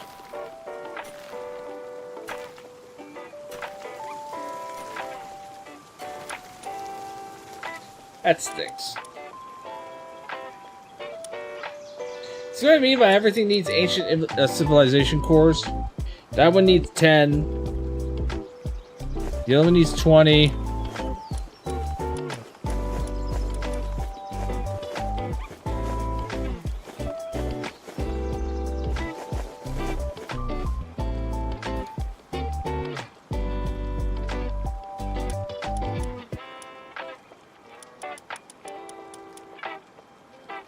That one's going to need 20, but that also needs a bunch of other stuff I don't have yet. It's probably located in the world tree. Fishing pond. What does the fishing pond do, anyway? I wonder. I wonder. Alright, let's, do I have things to do in here? Yes. So we're gonna go grab our working team first, because I do want that little pylon there will be helpful when I can build it. So we were gonna switch out to our working team, because I need my electric worker. We're gonna come here and be like, yep, you're gonna do that. You're gonna do that quickly. Meanwhile, come up here for the salads that I made.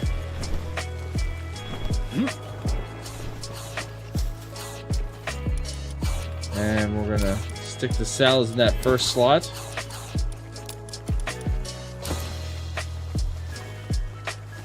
So we've got almost 2,000 salads to eat now, which is awesome.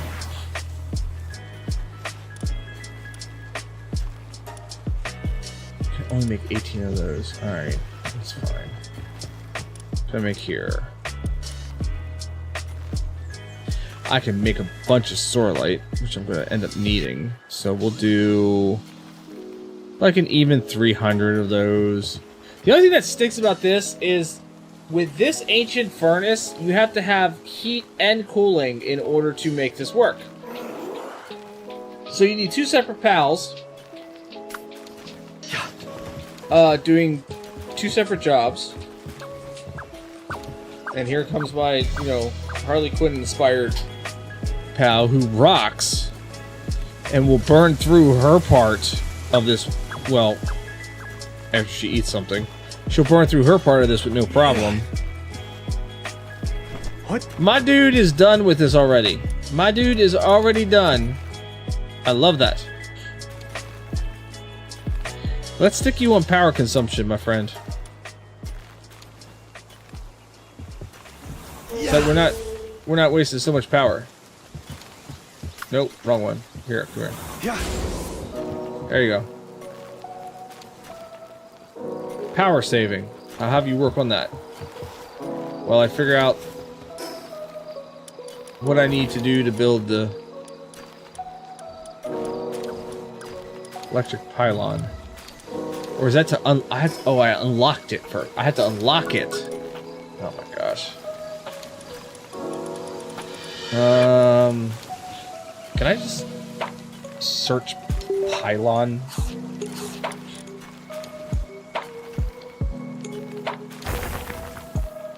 There it is.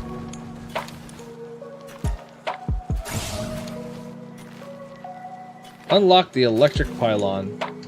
Now I gotta build it.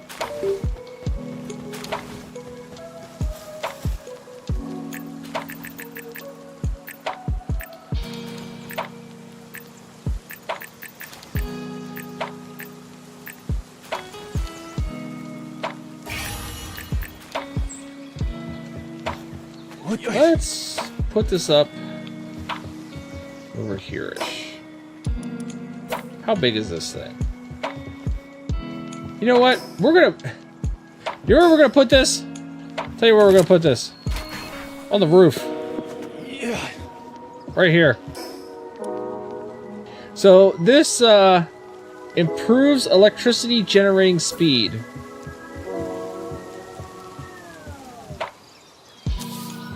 And since it's a more of a decorative kind of thing, we don't really need anybody needing to get to it, so we'll put it on the roof.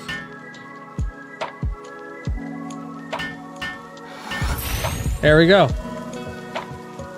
And that'll help with the electricity generating portion to power our base. My dude, are you already done? You are not done, sir. Get back over here. You have a job to do.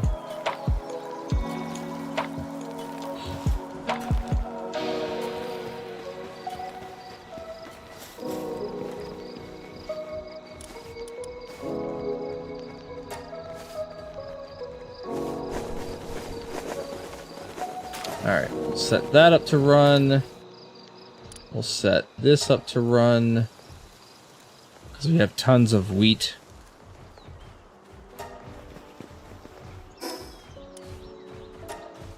We'll drop that stuff off in its respective storage area.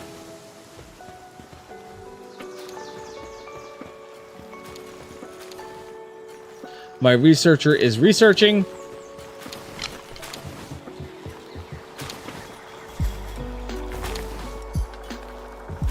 What do I need for that?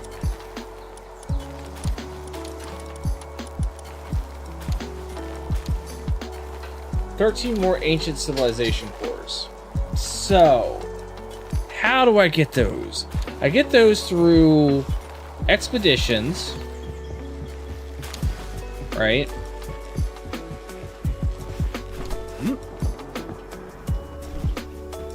But I tell you what, we're gonna wait until our electricity friend is done researching,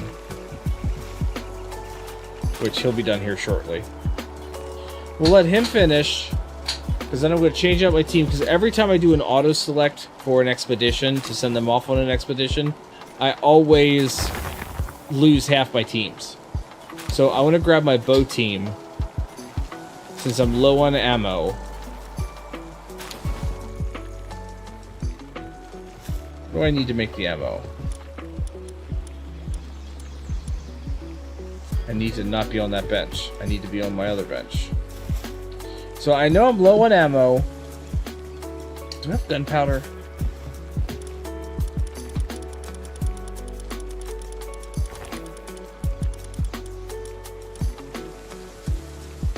Oh, they changed the look of the gunpowder. That's a new look. Alright, let's make some gunpowder. And I tell you what, we're gonna put sec metal on this. And watch, look how quick they're making. It's her and Anubis. 500, there's 600 right there. 600 gunpowder. Crazy. Just absolutely crazy fast. Alright, so if I'm not mistaken, I think the ammo is actually made on this bench. Yep, it is. So it's 20 per. So if I do that, it's 1,000 rounds.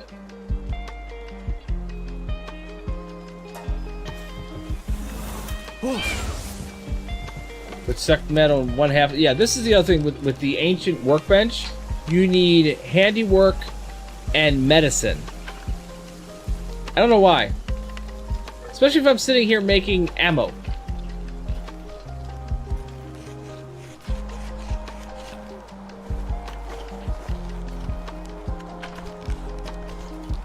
So once she's done making hers, which she's done now, I'm going to switch over to Wistilla. And Wistilla has a level 10 medicine, so she'll be able to chew through this rather quickly.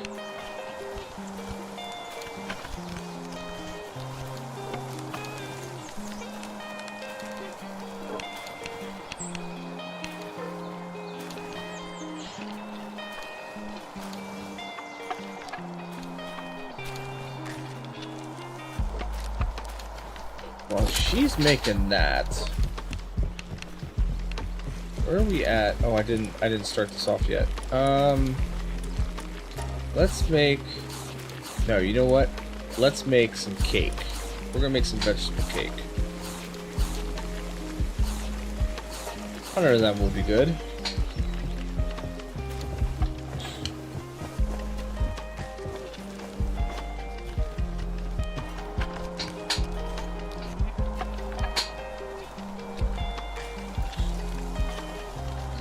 Look at her. Wistilla's rocking it. She's almost at 800. She's actually going to make an extra 120 rounds, 140 rounds extra, 160 rounds extra.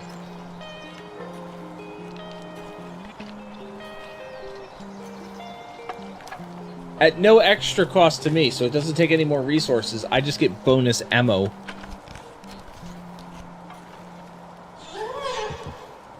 And just like that, I have ammo.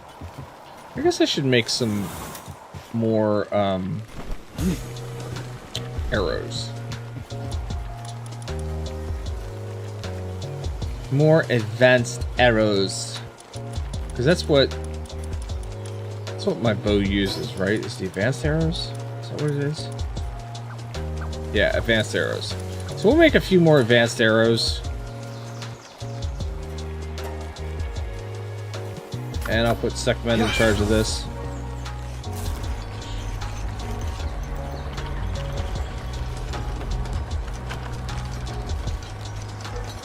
She's just tearing through that.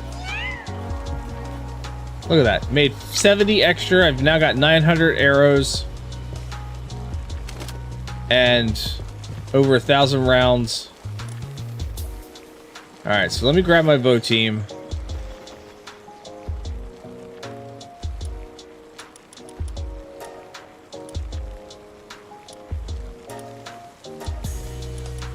And then we're going to set off an expedition.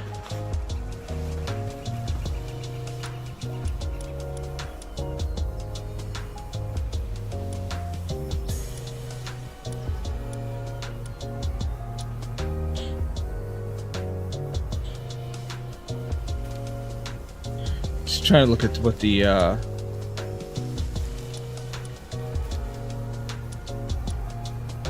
We'll do this one. We'll do the Celestial Sakura Cavern. We'll do auto assign, so it just picks the best that I've got. 438% reward. It's going to take 51 minutes to complete. On your way, boys.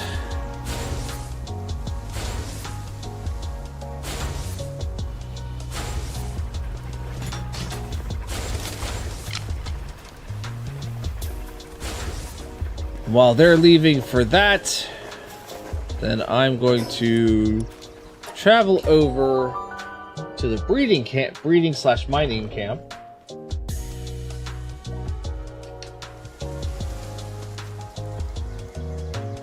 And we're gonna see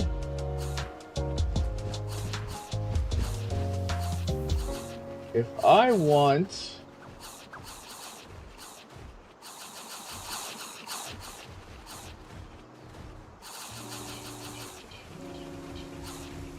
the hell is he?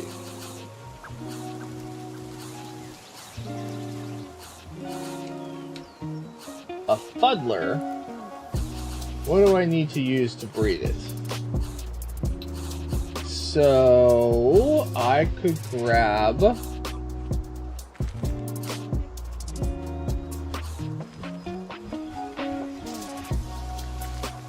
Depresso and a Gale Claw. So let's look at, see what Gale Claws are left over.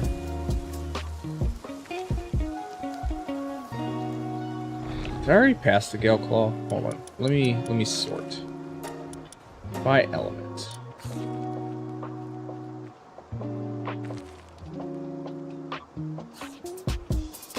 I don't remember what. Oh, there they are. Okay, so we've got one. Fit is a Fiddle, Blood of the Dragon, Fragrant Foliage, Artisan, Heavyweight Sadist, Conceited. I need one that's going to give me like a good mining perk. That's what I really need to look for. What's the Depresso's got? By the way, I did pick up the Depresso costume. Unstable, Suntan Lover. Farmhand, Blood of the Dragon, Aggressive, but a Slacker. Yeah, I don't know. Let's see, what else can we use? Flambella and Ruby or Rush Whore. Mine Foreman. 25% increase in player mining efficiency. Okay, let's start with that. We've got a male Rushor. So we're going to take that one and replace the Pengullet. Come here. Chuck you in here.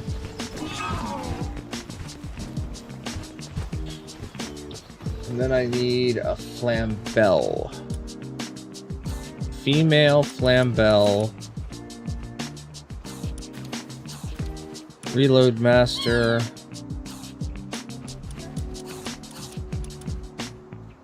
Riddle. Nothing. And then Conceited. Yeah, alright.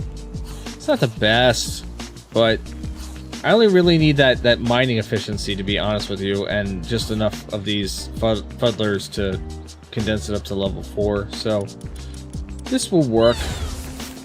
Take you. Chuck you in here. You two can enjoy yourselves. We'll give you some cake.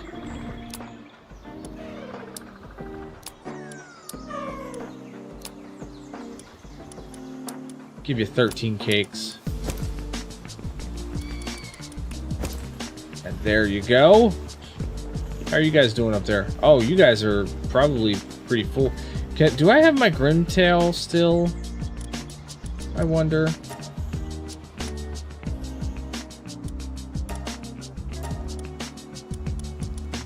No, my Grimtail is out and about. In a that's great. in an expedition.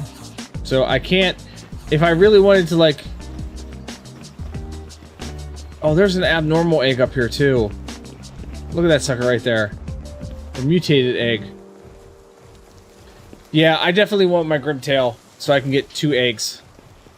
Eggs. Get 2 eggs. How's your, oh, your food supply is absolute trash. Let's grab that. We'll start off another...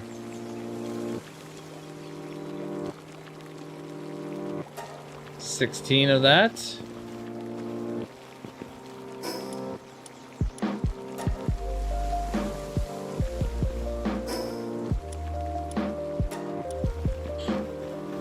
We'll put the food in here.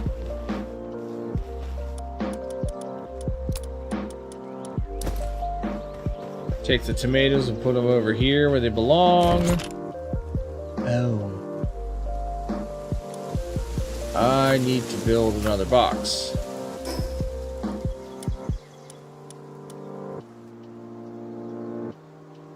I don't have 5 ingots that I can... Are you serious with that?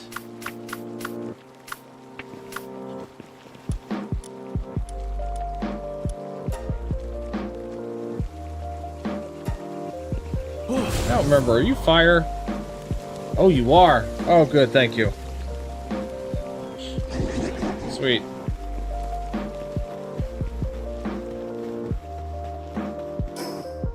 We're gonna build another box right next to this box.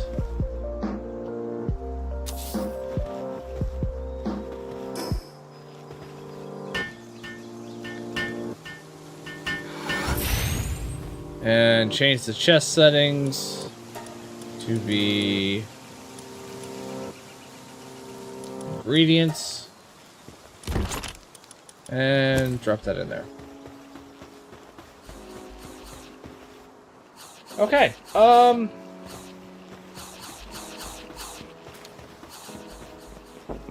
wonder if I could build one of those things here or not.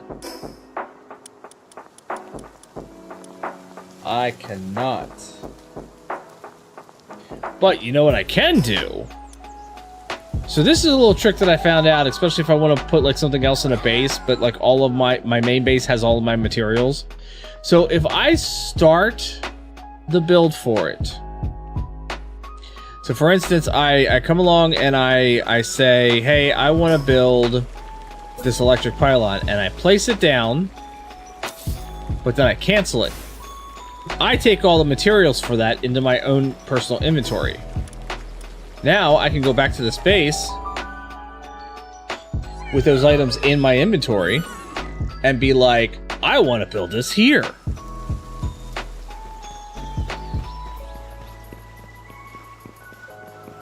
So now I can build that here without having to go like count out the resources needed in order to build this. I just build it and then cancel it, and then I take those items into my inventory.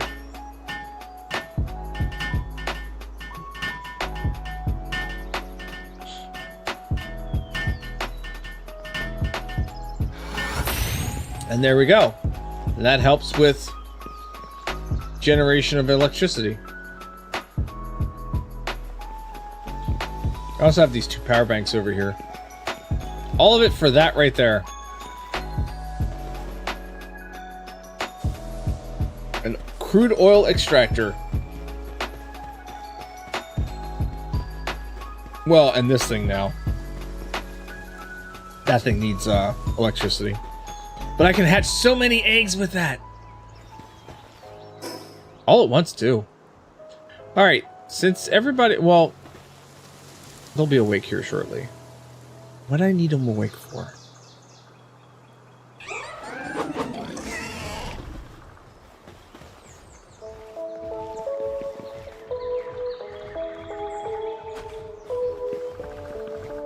Love is blossoming between the 2 pals. Yeah, it is.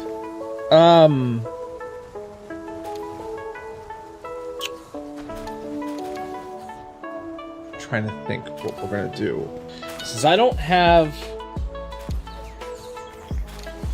I guess we can go to Sunreach and work on those things.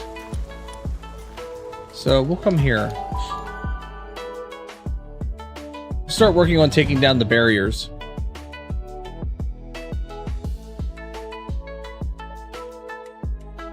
Maybe we'll go catch... Oh, I need a different egg for that. Well...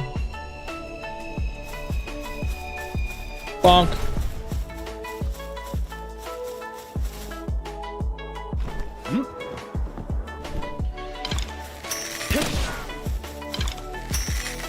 See what I mean?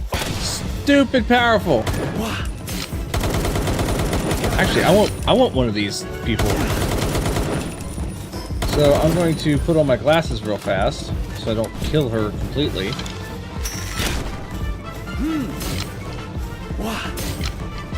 Come on. 7%. I should be able to get a hit on this at some point.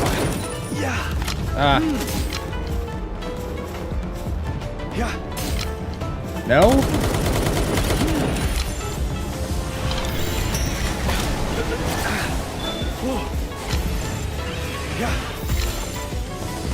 Get in the ball.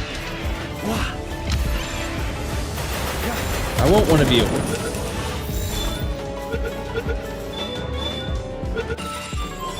Yes! Sweet.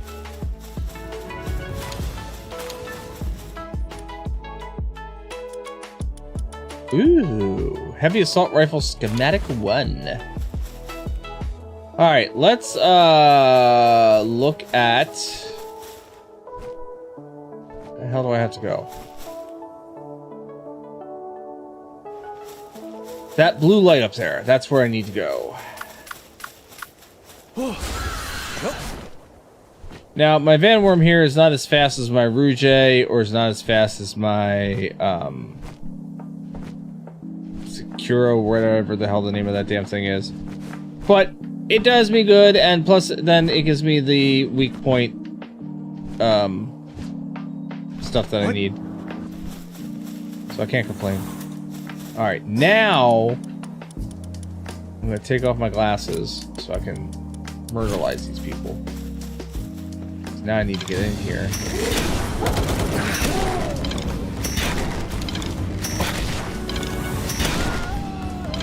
See, it's like one hit and like they go down.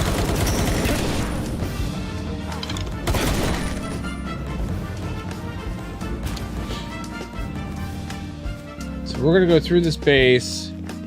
Ooh, hello. I did not see you over there. Thank you. 11,000 coins. I have so much money at this point in time. It's stupid.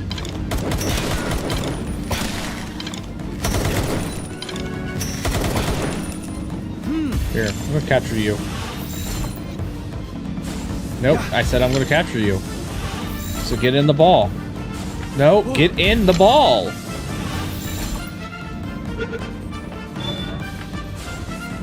So close. Get in the ball. You're not listening.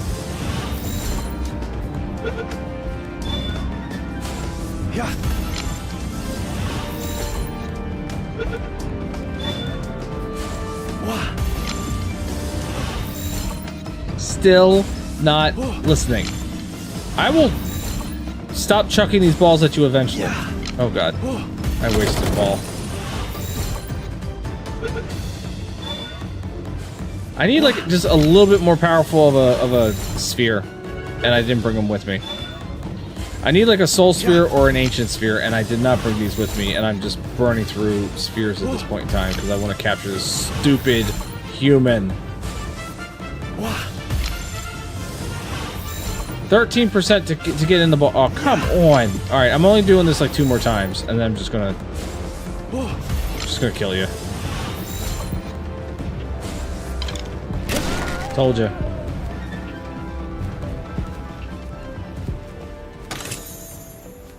And then I get a soul sphere in the chest. That's great. That's wonderful. Thank you so much for that. Continuing up.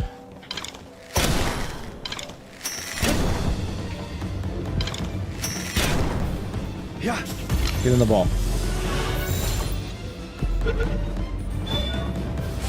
Alright, one soul sphere. Get in the ball! Oh, now you pissed me off.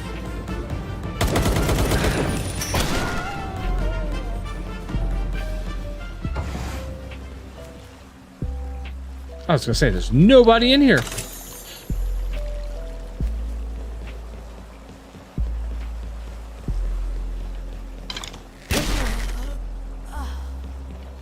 She never stood a chance. Anybody back there? 2 soul spheres now. 4 soul spheres now. Maybe I might have a chance.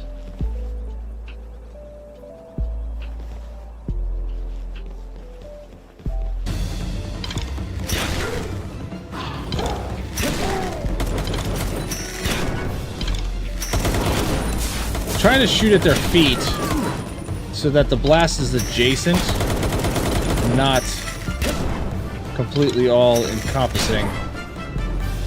Yeah.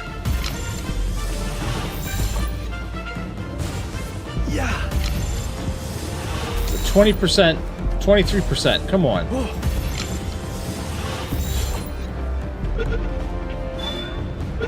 Got her. Excellent. Just what I wanted.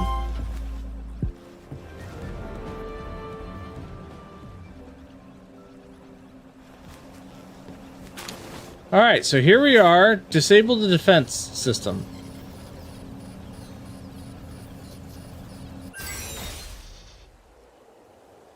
Oh, was that it? That was pretty simple.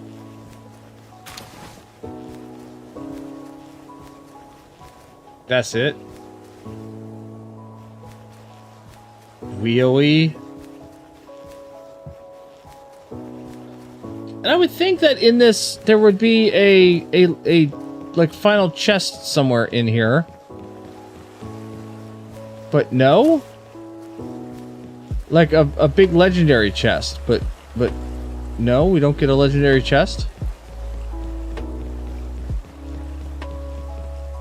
That's odd.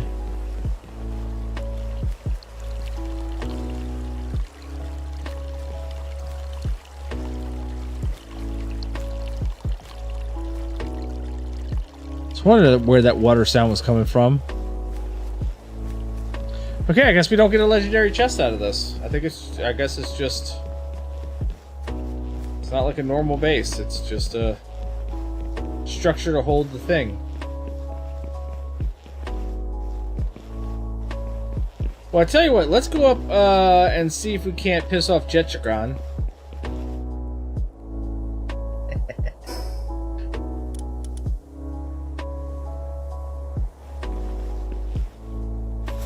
See if we can, think I can make that? If I fly? He doesn't have as much stamina, so we're gonna find out.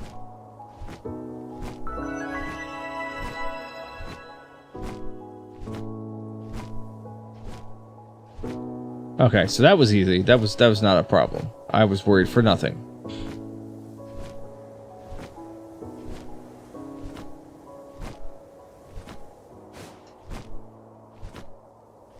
Oh, there's a chest here. No, I want the chest.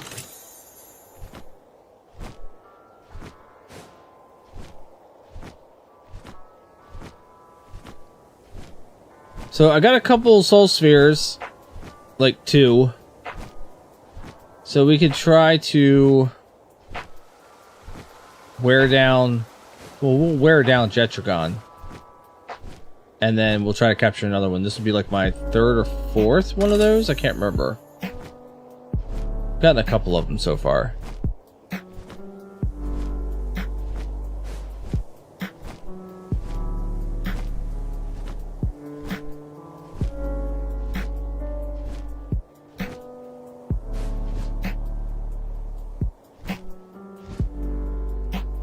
Oh, I was like, what were those things floating away? And I couldn't tell what they were. Just out of the corner of my eyeball. So yeah, we'll go up here. Try to piss off a dragon.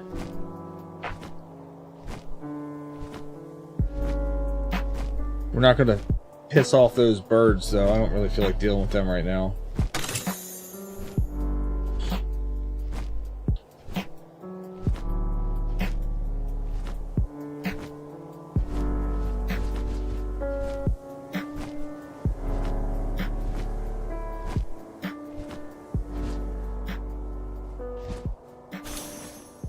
Alright, so we got 2 more soul spheres. That's good. It's nice to stock up on those, especially when I forgot to bring them with me. That was dumb.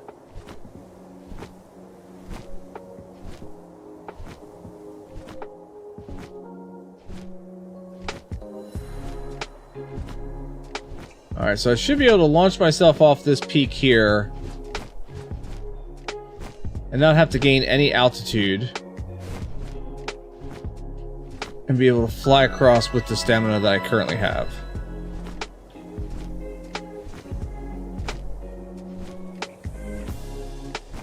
As a matter of fact, we're going to dive because there's a scrap pile down here that might have some more soul spheres in it.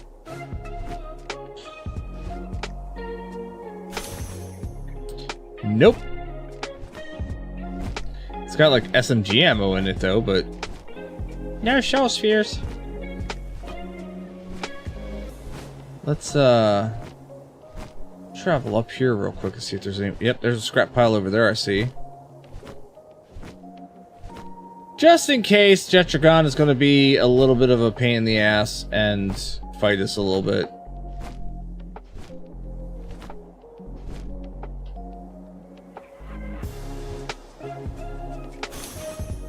Nope.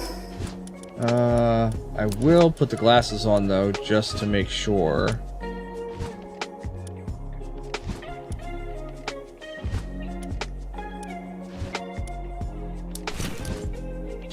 Just to make sure that we're covered, that I don't accidentally kill him, because I want to capture him, I don't want to kill him.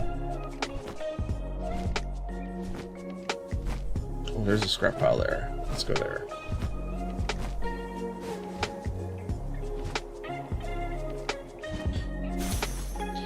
Three more soul spheres. Okay, I feel good about that. We've got a total of 7 right now. That's good. We'll put my bird away so that he doesn't get killed.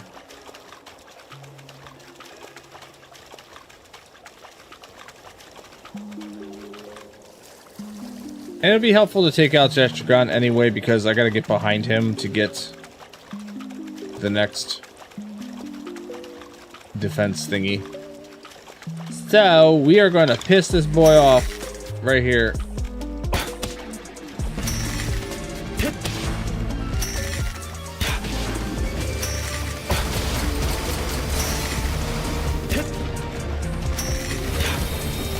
Nope, let's get out of that.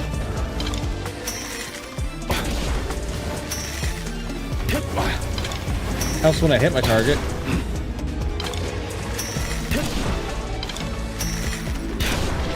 Here, get in a ball. Oh no. I said get in a ball. Yeah, that's what I thought. Legend, Divine Dragon, and Slacker. He's a slacker.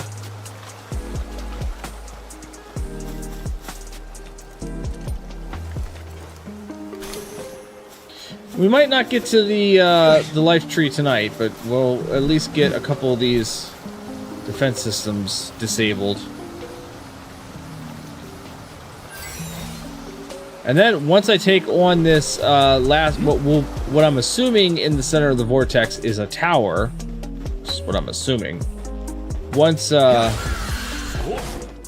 take down this last tower, that will unlock hard mode, and I can go back and replay all the tower bosses again and potentially get their legendary schematics that they drop, because they do that.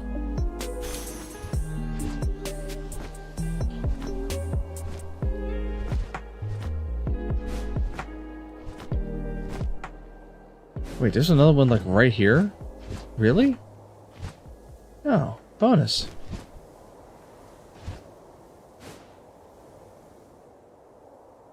Oh, it's in a tower.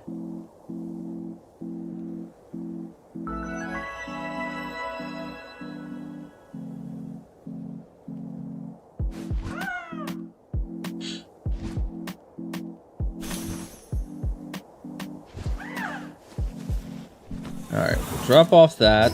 We will switch out our accessory.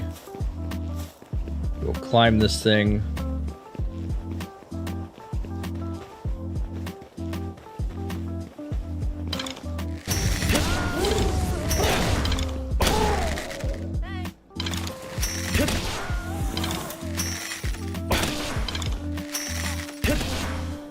Headshots on these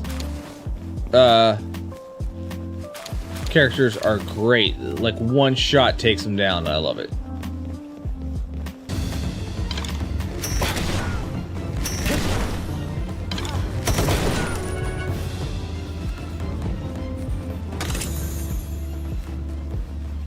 It's like, oh, you thought you were going to be something? You thought you were going to take me on? No!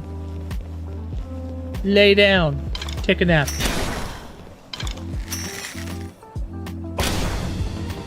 Get in a soul sphere.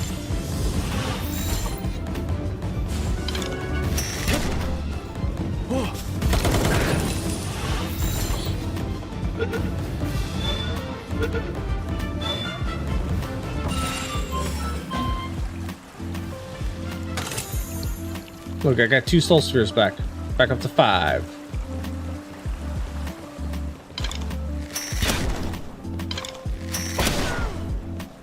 They were just sitting there vibing the music. And I came along and took their head off.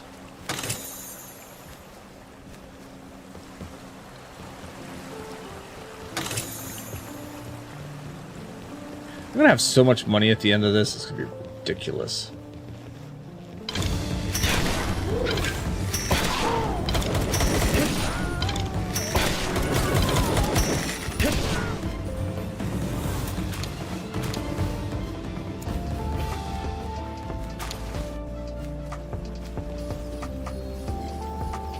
All right, number 3 of 6 for disabling the defense system.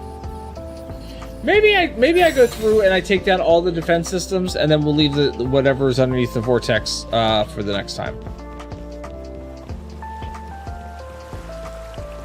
So I'm kind of on a roll right now. You know what I mean? Kind of like, you know, vibing. You all vibing with me? Were y'all just vibing together?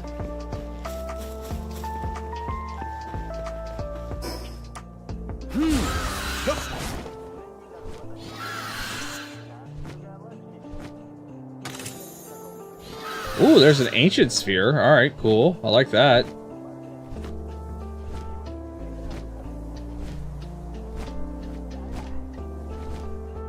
I need to get like one of those guys.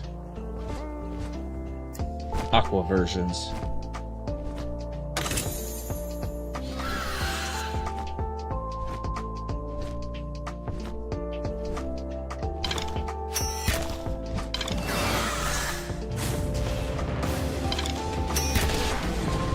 Oh, it killed it. Never mind. I was gonna try to not kill it.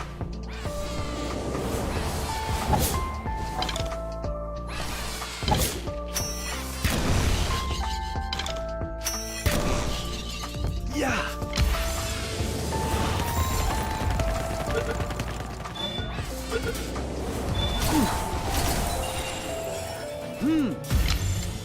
I don't think I have a tropical.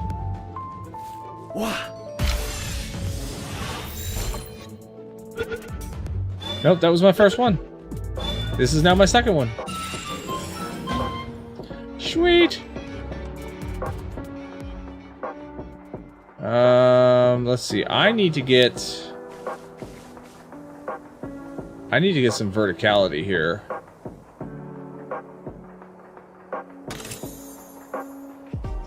Ooh, another ancient sphere. Thank you.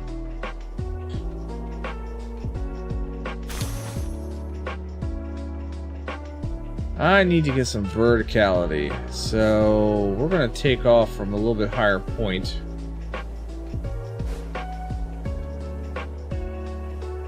I should be able to make that.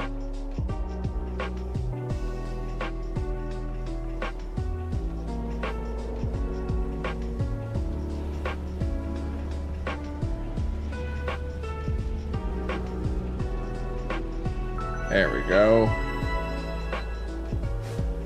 Perfect. Ooh, you know what? I don't have any of these guys. I want to mess up their world.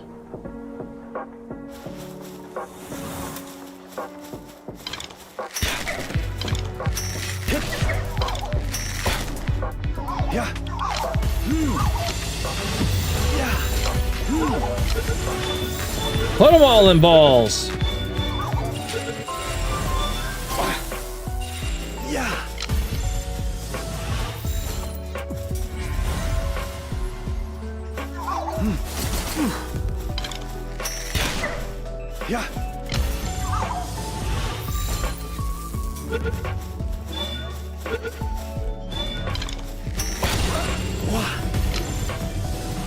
What's going on, Quivern? Ooh, I don't have you either. Oh, really? You didn't go in the ball? Get in the ball. Valentail. I do not have a Valentail, I don't think. Really?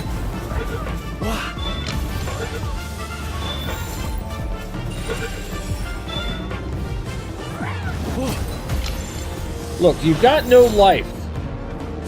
You've got nothing left. Just get in the ball. I don't want to use a bigger ball on you. Just get in this one. Fine, whatever. Get in the ball. 50% chance. Are you serious?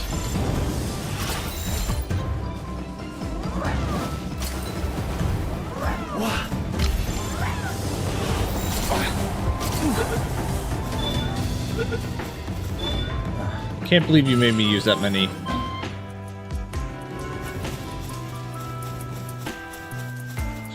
Alright, where are we going now? We are going crazy! We're gonna go over... No! I didn't want to be teleported somewhere else, you dumb purple ball! If you set me back, I'm gonna be mad.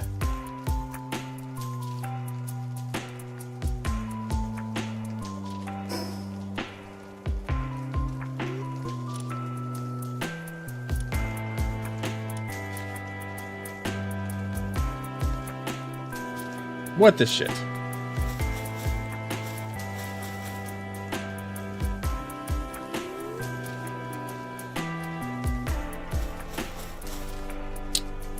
What the shite? Oh. Oh.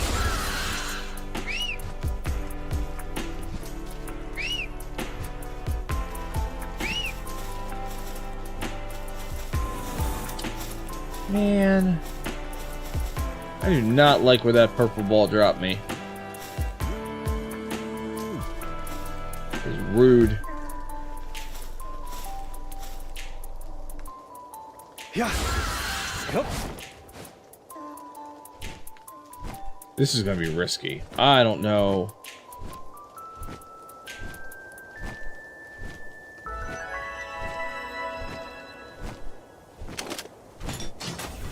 I feel like I should have my grappling gun ready just in case.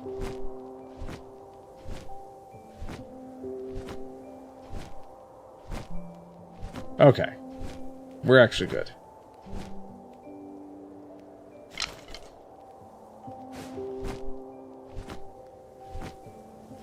Yeah, that was very rude of that purple ball to transport me all the way over here.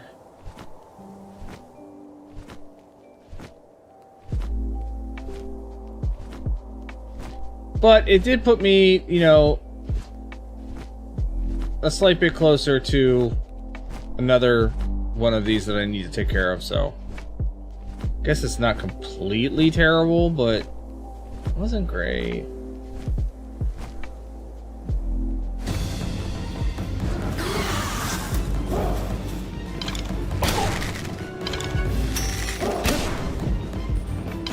Oh, Oh shit, I've got Mercy hit turned on. Let's turn that, let's get that off.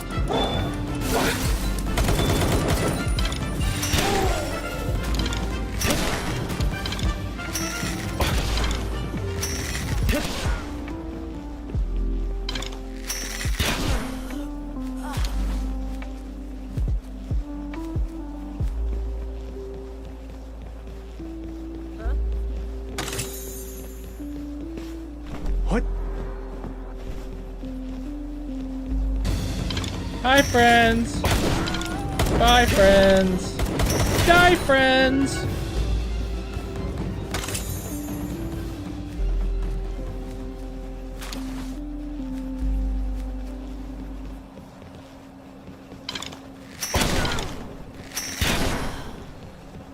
They do not pay attention to their surroundings very often, now do they?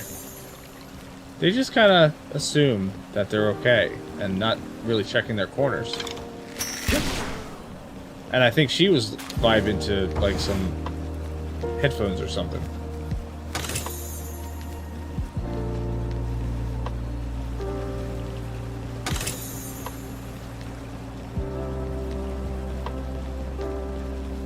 All right.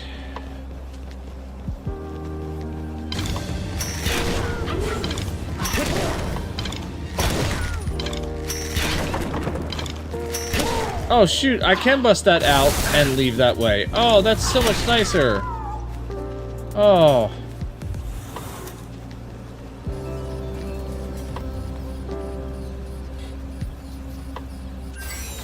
Instead of having to run all the way back down, I can leave this way.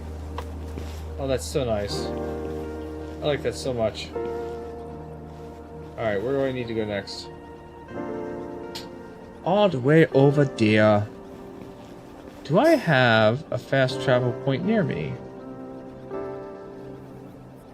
There should be one, like, right down there somewhere.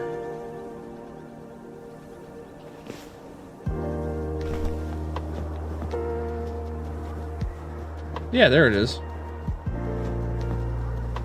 I'm going to fast travel over to where I need, since I got, like, so thrown off course.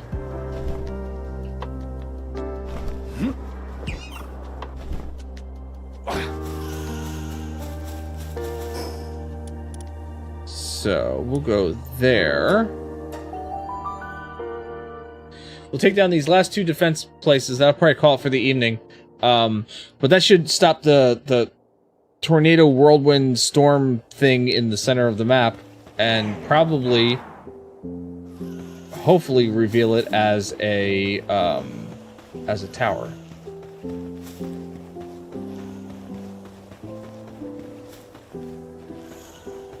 Slowettes. Do I have any slowettes? Wah. Oh.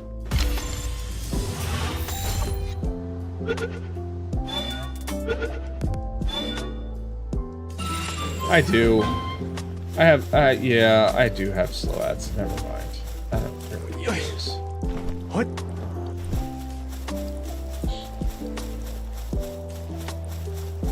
Wah.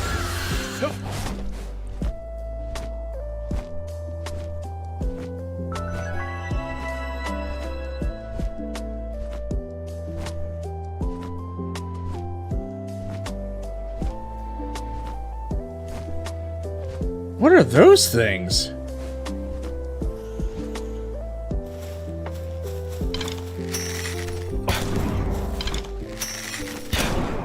Oh.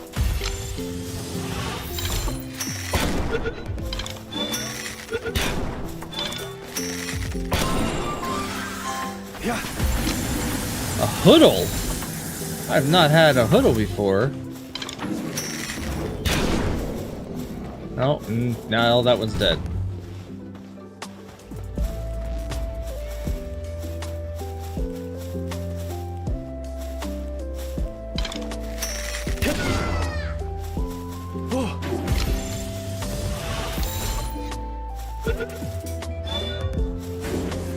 Yeah. Come on, get in the ball. You know you want to. It's comfy and cozy in there.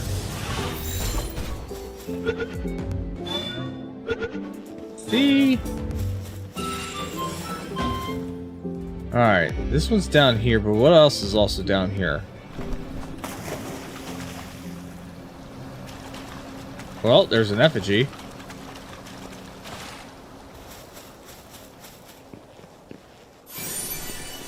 Grab that while I'm here. Oh, what the hell did I do? Obtain 50 life monk effigies.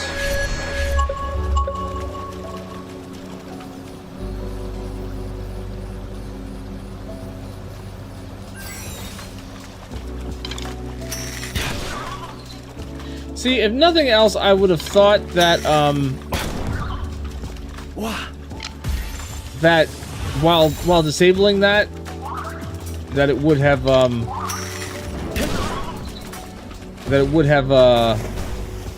like, maybe caused attention for other pals and they would come attacking me or something. Like, that's what I thought it would have done. But, nope, it didn't do that. Alright, so now we climb up out of this thing and go to our final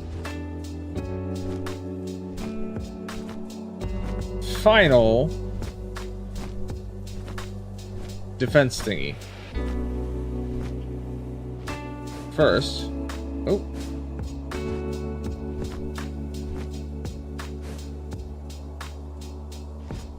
get some height for this. So we're just doing lateral flying, which doesn't use as much as when we climb.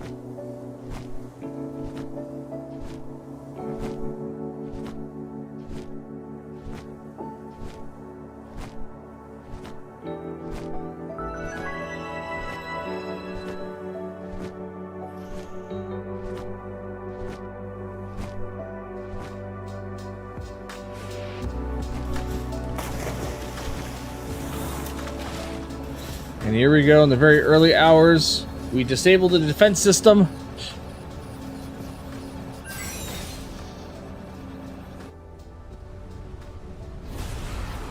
And just like I thought, it reveals a tower. Now, I did also see a fast travel point there, so maybe what we'll do is we will travel across, get the fast travel, and then call that an evening. So then at least we have a place where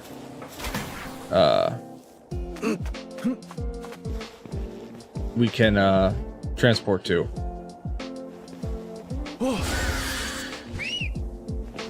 Hello. I would like to ride you. No?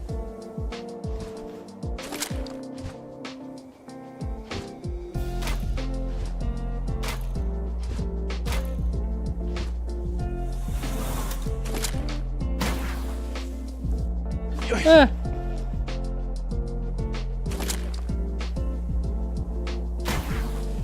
Yeah. Wow. Yep.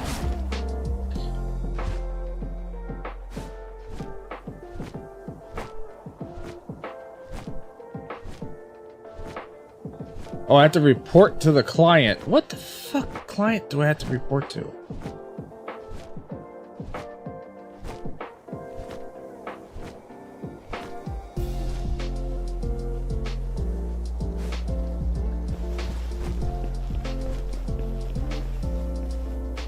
Welcome back. It looks like the wind stopped. The only change left is Lady Allura herself. According to my grandmother, I've only ever talked to Lady Ori once when I was little. She was so full of life and her voice was so loud that it hurt my ears. But still, she looked a little sad. She was tired of waiting so long for someone. You should go see her.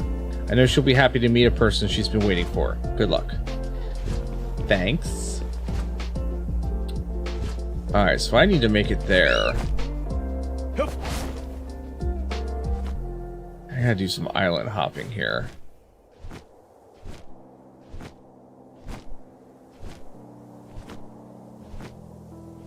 Because unfortunately, this Van Orm Chris does not have the stamina of even my Rouge or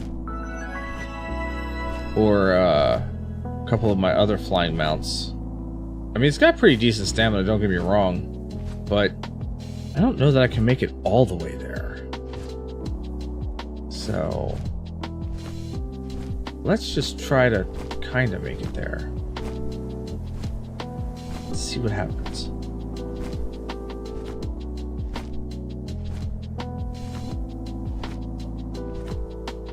Maybe if I make it there. I can't tell which one's closer. If the actual island here is closer or if that little floaty bit is closer. Well, you know what? We're gonna do our best.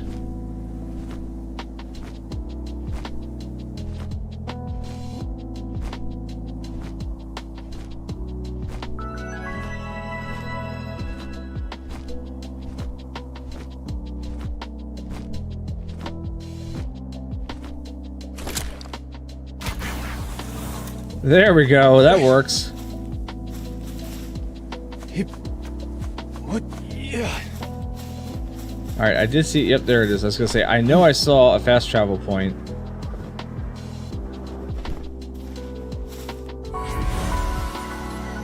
We have unlocked fast travel. This is the final tower before the world tree.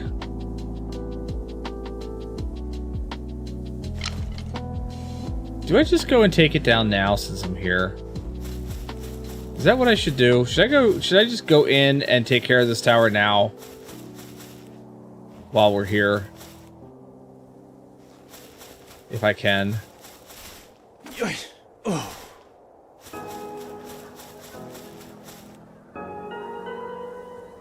Yeah, let's do it. Let's do it. Why not? Final tower. This will unlock hard mode as well.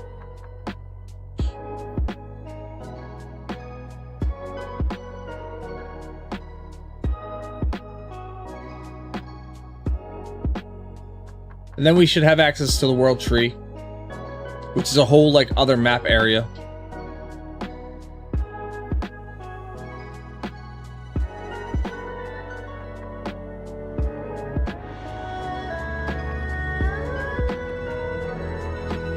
Ooh, look at her.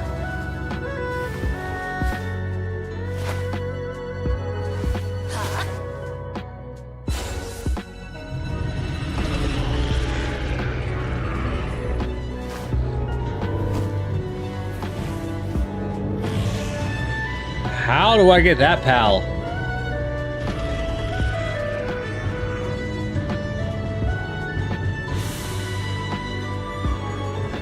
Ori and Xiao Long. How do I get Xiao Long? Oh my god, stop moving. You move so fast.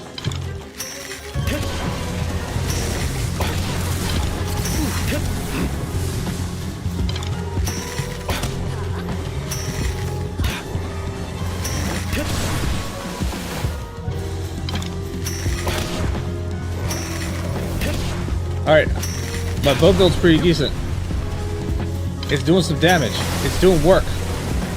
Oh, shite. Why am I... Alright. Now we're floating.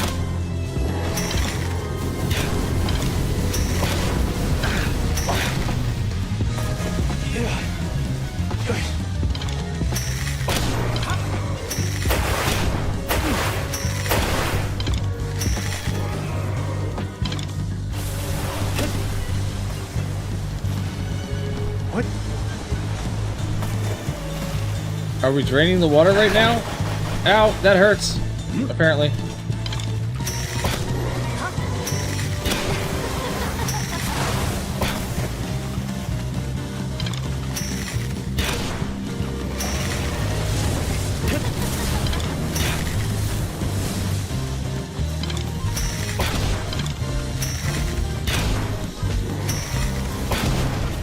Got him!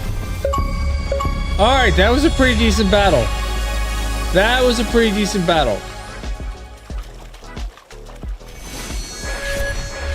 Key Sphere of Original Sin.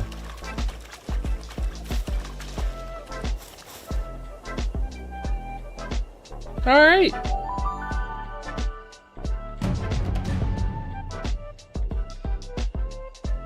So now when we start off the next time on Friday, we should have access to the world tree. New difficulty level unlocked. Now you can fight more powerful bosses. Yes, I'm aware. All the powerful bosses. Oh, now I have to go back and see. Well, I can kind of fast travel there now. So we'll drop down here. What? And fast travel to there. And we'll go see the client.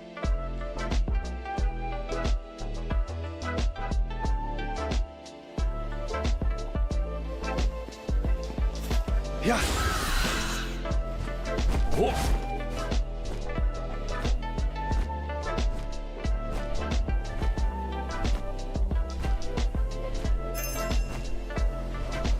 Oh, my pals have returned from their expedition, so that's awesome. That's good.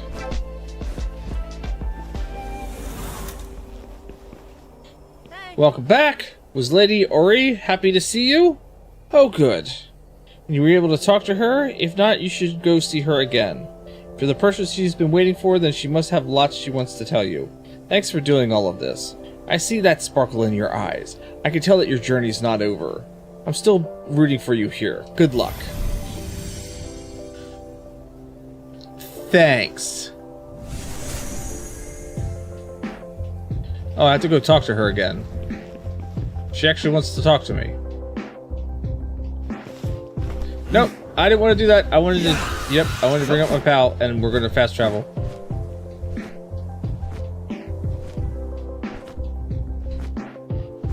Is she going to offer me her sphere with Xiaolong in it? Because I want a Xiaolong.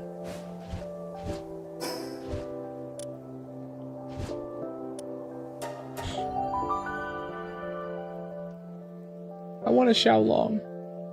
That's a cool looking dragon.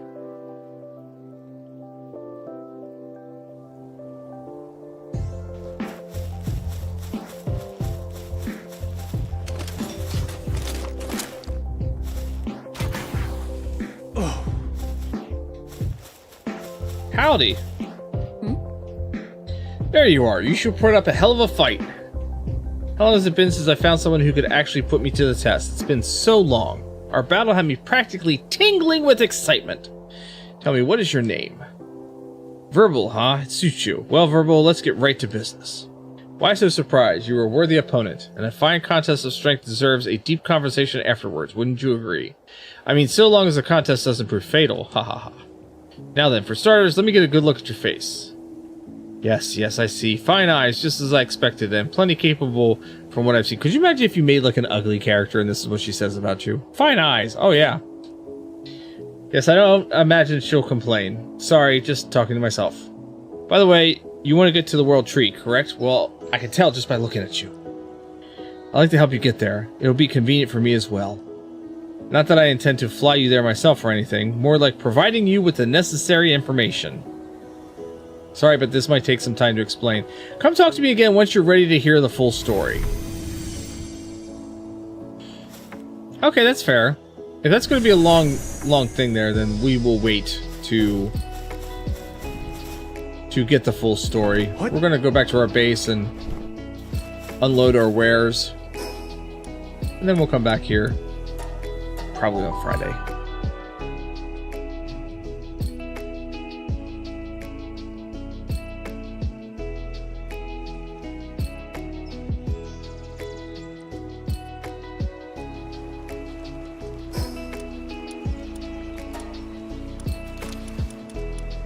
Yep, alright.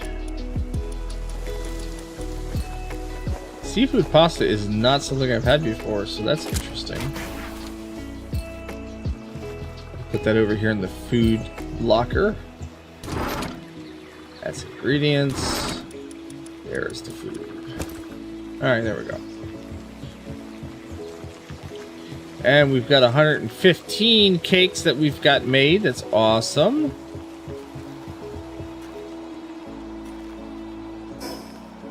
So we'll drop those cakes off.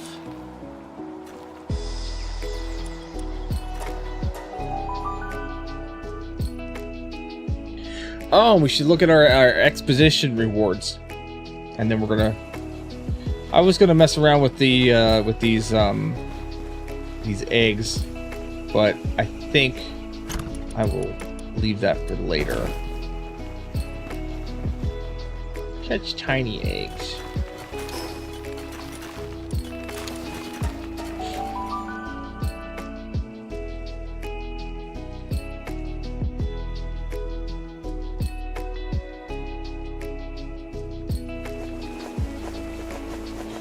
Check out what the expedition did, and then we're gonna call it 27 large pal souls, got some legendary spheres, ultimate spheres, 75 manuscripts, 9 ancient civilization cores. That's great. All right. So crude oil.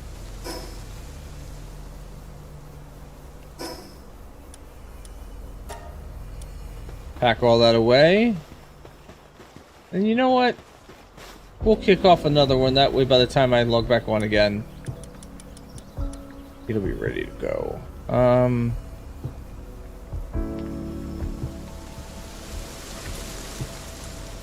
we'll do this one. And we'll auto-assign 255% reward. Enjoy, my pally friends. Enjoy. Oh, you. Really? No. Go away. Let's get rid of this raid real fast. A visitor was murdered in your base. I know.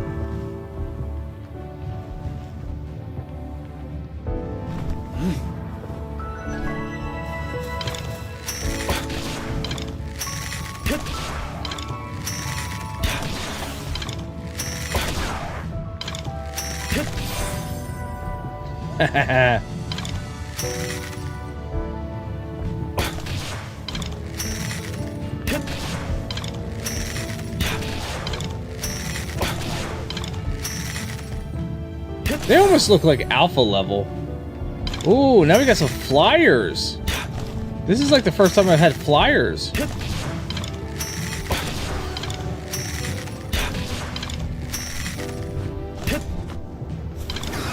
Flyers could actually pose a problem. Flyers might actually be able to raid my base. If I let them. Oh, hi, I got another wave? I did not expect another wave.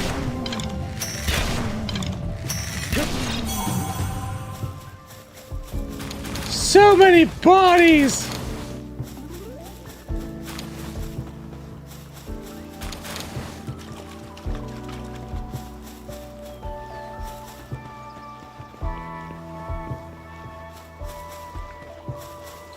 Well, come here to the corner of my base. And we'll put this stuff away.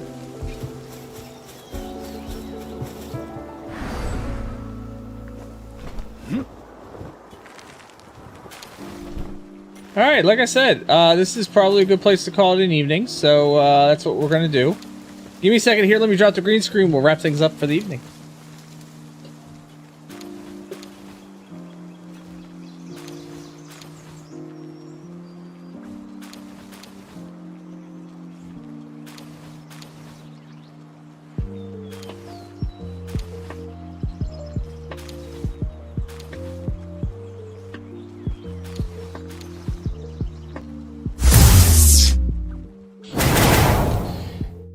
Well, thank you everybody for being here, for hanging out.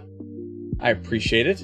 Join me again on Wednesday. We are going to be doing more of the Jackdaw build on Wednesday. So we will be building, hopefully we can get that first third of the ship done and taken care of. That's what I'm hoping for. That's what I'm aiming for, is to get that done.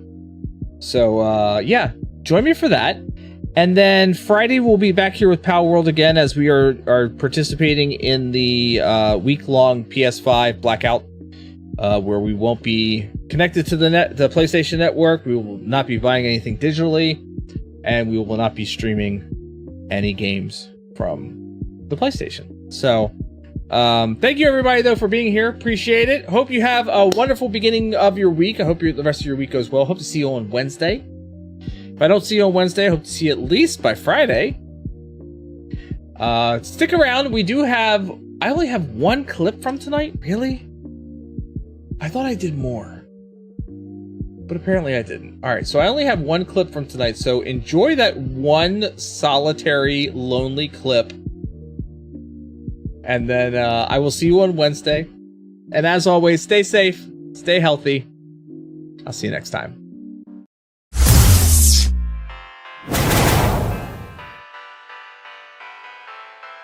My Pal Tamer glasses, so I don't accidentally kill them.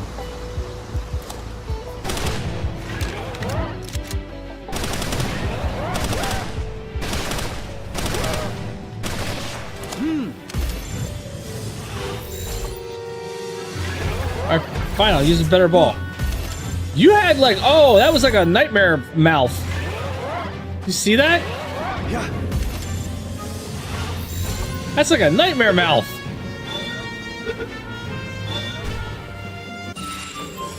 Yeah, I definitely wanted you.